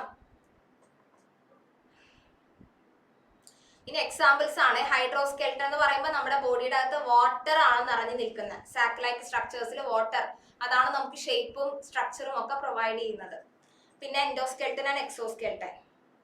എക്സാമ്പിൾ പഠിക്കണം കേട്ടോ. ഹൈഡ്രോസ്കെൽട്ടൻ എക്സാമ്പിൾ ആണ് എർത്ത് വേം, ഹൈഡ്ര, സ്നേല്. എക്സാമ്പിൾസ് പഠിക്കണേ. ഇനി ഏതൊക്കെയാണ് മൂവ്മെന്റ്? നാസ്റ്റിക് മൂവ്മെന്റ്. നാസ്റ്റിക് മൂവ്മെന്റ് എന്ന് പറഞ്ഞാൽ എന്താ? നമ്മൾ കൊടുക്കുന്ന ഡയറക്ഷനിൽ സ്റ്റിമുലസ് കൊടുക്കുന്ന പോലെ ആയിരിക്കേ ഇല്ല അതിന്റെ റിയാക്ഷൻ, ഓപ്പോസിറ്റ് ആയിരിക്കും. അല്ലെങ്കിൽ വേറെ ഒരു, അതായത് നമ്മൾ സ്റ്റിമുലസുമായിട്ട് യാതൊരു ബന്ധമില്ലാത്ത റിയാക്ഷൻ ആണ് തരുന്നതെങ്കിൽ അതിനെ നമ്മൾ നാസ്റ്റിക് മൂവ്മെന്റ് എന്നാണ് പറയുക. ആക്സിയൽ സ്കെൽട്ടനിൽ ആരൊക്കെയാണ് വരിക? പെർപെൻഡിക്കുലാർ സ്കെൽട്ടനിൽ ആരൊക്കെയാണ് വരിക? ആക്സിയൽ സ്കെൽട്ടനിൽ skull, sternum, ribs, vertebral column. അപ്പെൻഡിക്കുലാറിലെ പെൽവിക് ഗേർഡിലെ ഫോർ ലിംബ്, പിന്നെ പെക്ടോറൽ ഗേർഡ്. കാൽഷ്യത്തിന്റെ കാര്യം പറഞ്ഞു. ഇനി ഒരു ചോദ്യം നോക്കിക്കേ. ഓസ്റ്റിയോപോറസിസ്, ആർത്രൈറ്റിസ്, ഇത് വുമൻസിലാണ് കൂടുതൽ കാണുന്നതെന്ന് നമ്മൾ പറഞ്ഞു. എന്താണ് അതിന്റെ റീസൺ? എന്താണ് റീസൺ? രണ്ട് റീസൺ ആ പറയുന്നത്. ഒന്ന്, ഫീമെയിൽ ഹോർമോൺ ഈസ്ട്രജൻ കുറവാണ്, ലോ ലെവൽ ആവുന്നു. അപ്പൊ ഹോർമോൺ കുറയുന്നത് കൊണ്ട് നമ്മുടെ എല്ലുകളെ, അതിന്റെ എഫക്റ്റ് ആണ്, സൈഡ് എഫക്റ്റ് പോലെ എല്ലിന് ബലം കുറയുന്നത്, എല്ല് പെട്ടെന്ന് പൊട്ടുന്നതായിട്ട് കാണാൻ പറ്റും.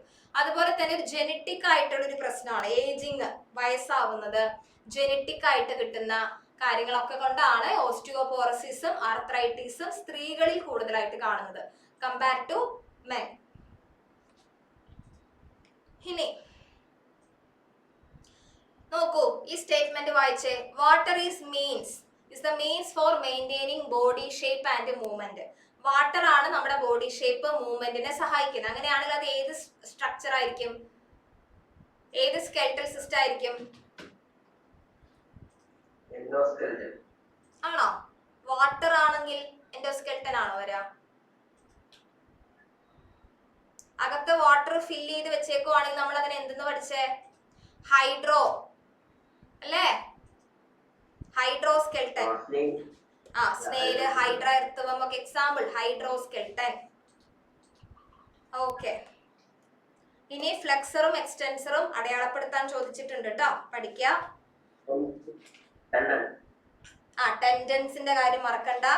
പിന്നെ പിക്ചർ തന്നിട്ട് ഏതാണ്, എക്സോസ്കെൽട്ടൻ ആണോ എൻഡോസ്കെൽട്ടൻ ആണോ എന്ന് ചോദിക്കും. അപ്പൊ എക്സാമ്പിൾ പഠിച്ചാൽ അത് കിട്ടും. ഇനി ഇതേതാണ്? കാർട്ടിലേജ്. അതിന്റെ സ്ട്രക്ചർ, അതിന്റെ എന്താണ് ഫംഗ്ഷൻ, മെയിൻ ഫംഗ്ഷൻ ഫ്രിക്ഷൻ ഒഴിവാക്കുക എന്നുള്ളതാണ്. അപ്പൊ ഇത്രയാണ് മെയിൻ ആയിട്ടുള്ള ചോദ്യങ്ങൾ. അപ്പൊ ഇത്രയും പറഞ്ഞ ഗോത്രൂ ചെയ്ത ക്വസ്റ്റ്യൻസ് ഒക്കെ നിങ്ങൾ നോക്കുക. ക്വസ്റ്റ്യൻ ബാങ്ക് പഠിച്ചാൽ മതി, എനിക്ക് അതേ പറയാനുള്ളൂ. എല്ലാ ചാപ്റ്റേഴ്സിന്റെ ക്വസ്റ്റ്യൻ ബാങ്ക് നന്നായിട്ട് റെഫർ ചെയ്ത് അത് നന്നായിട്ട് പഠിക്കാം. അപ്പൊ തന്നെ നിങ്ങൾക്ക് നല്ല മാർക്ക് കിട്ടും. പിന്നെ നിങ്ങൾ കഷ്ടപ്പെട്ട് ടെക്സ്റ്റ് ബുക്ക് വീണ്ടും ഇരുന്ന് പഠിച്ച് സമയം കളയണ്ട. ഓക്കെ, നമുക്ക് 6 ചാപ്റ്ററേ ഉള്ളൂ, പക്ഷെ 40-ലാണ് എക്സാം. അതുകൊണ്ട് എല്ലാ ചാപ്റ്ററും ഈക്വലി ഇമ്പോർട്ടന്റ് ആണ്. എല്ലാ ചാപ്റ്ററിനും ക്വസ്റ്റ്യൻ ഉണ്ടാകും. അല്ലാതെ ലാസ്റ്റ് ടേമിന് മാത്രമേ ചോദിക്കുള്ളൂ എന്ന് നിങ്ങൾക്ക് തോന്നുന്നുണ്ടോ? ലാസ്റ്റത്തെ 2 ചാപ്റ്ററിൽ നിന്ന് 40 മാർക്കിന് ക്വസ്റ്റ്യൻ ചോദിക്കാൻ പറ്റുമോ? ഇല്ല. അതുകൊണ്ട് 6 ചാപ്റ്ററും ഈക്വലി ഇമ്പോർട്ടന്റ് ആ. എല്ലാ ചാപ്റ്റേഴ്സിൽ നിന്നും ക്വസ്റ്റ്യൻസ് വരും. ഫസ്റ്റ് ടേം ആണെങ്കിലും സെക്കൻഡ് ആണെങ്കിലും തേർഡ് ആണെങ്കിലും. അപ്പൊ അതുകൊണ്ട് സമയം കളയാതെ പഠിക്കുക. നിങ്ങളെ ചീത്ത പറയുന്നത് വേറൊന്നിനും അല്ല, പഠിക്കാൻ തന്നെയാണ്. പക്ഷെ എന്നിട്ട് കാര്യമൊന്നുമില്ല, നിങ്ങൾ എല്ലാ ക്ലാസ്സിലും ഇതേപോലെ തന്നെയാണ്. പിന്നെ അടുത്ത ക്ലാസ്സിലെങ്കിലും ദയവ് ചെയ്ത് അയച്ചു തരുന്ന മെറ്റീരിയൽസ് വായിച്ചു നോക്കിയിട്ട് അറ്റ്ലീസ്റ്റ് ഒരു തവണയെങ്കിലും വായിക്കുക. അപ്പൊ നിങ്ങൾക്ക് കുറെ ആൻസേഴ്സ് ഓർമ്മ വരും. വായിച്ചു നോക്കിയിട്ട് വരാം. Okay, so thank you.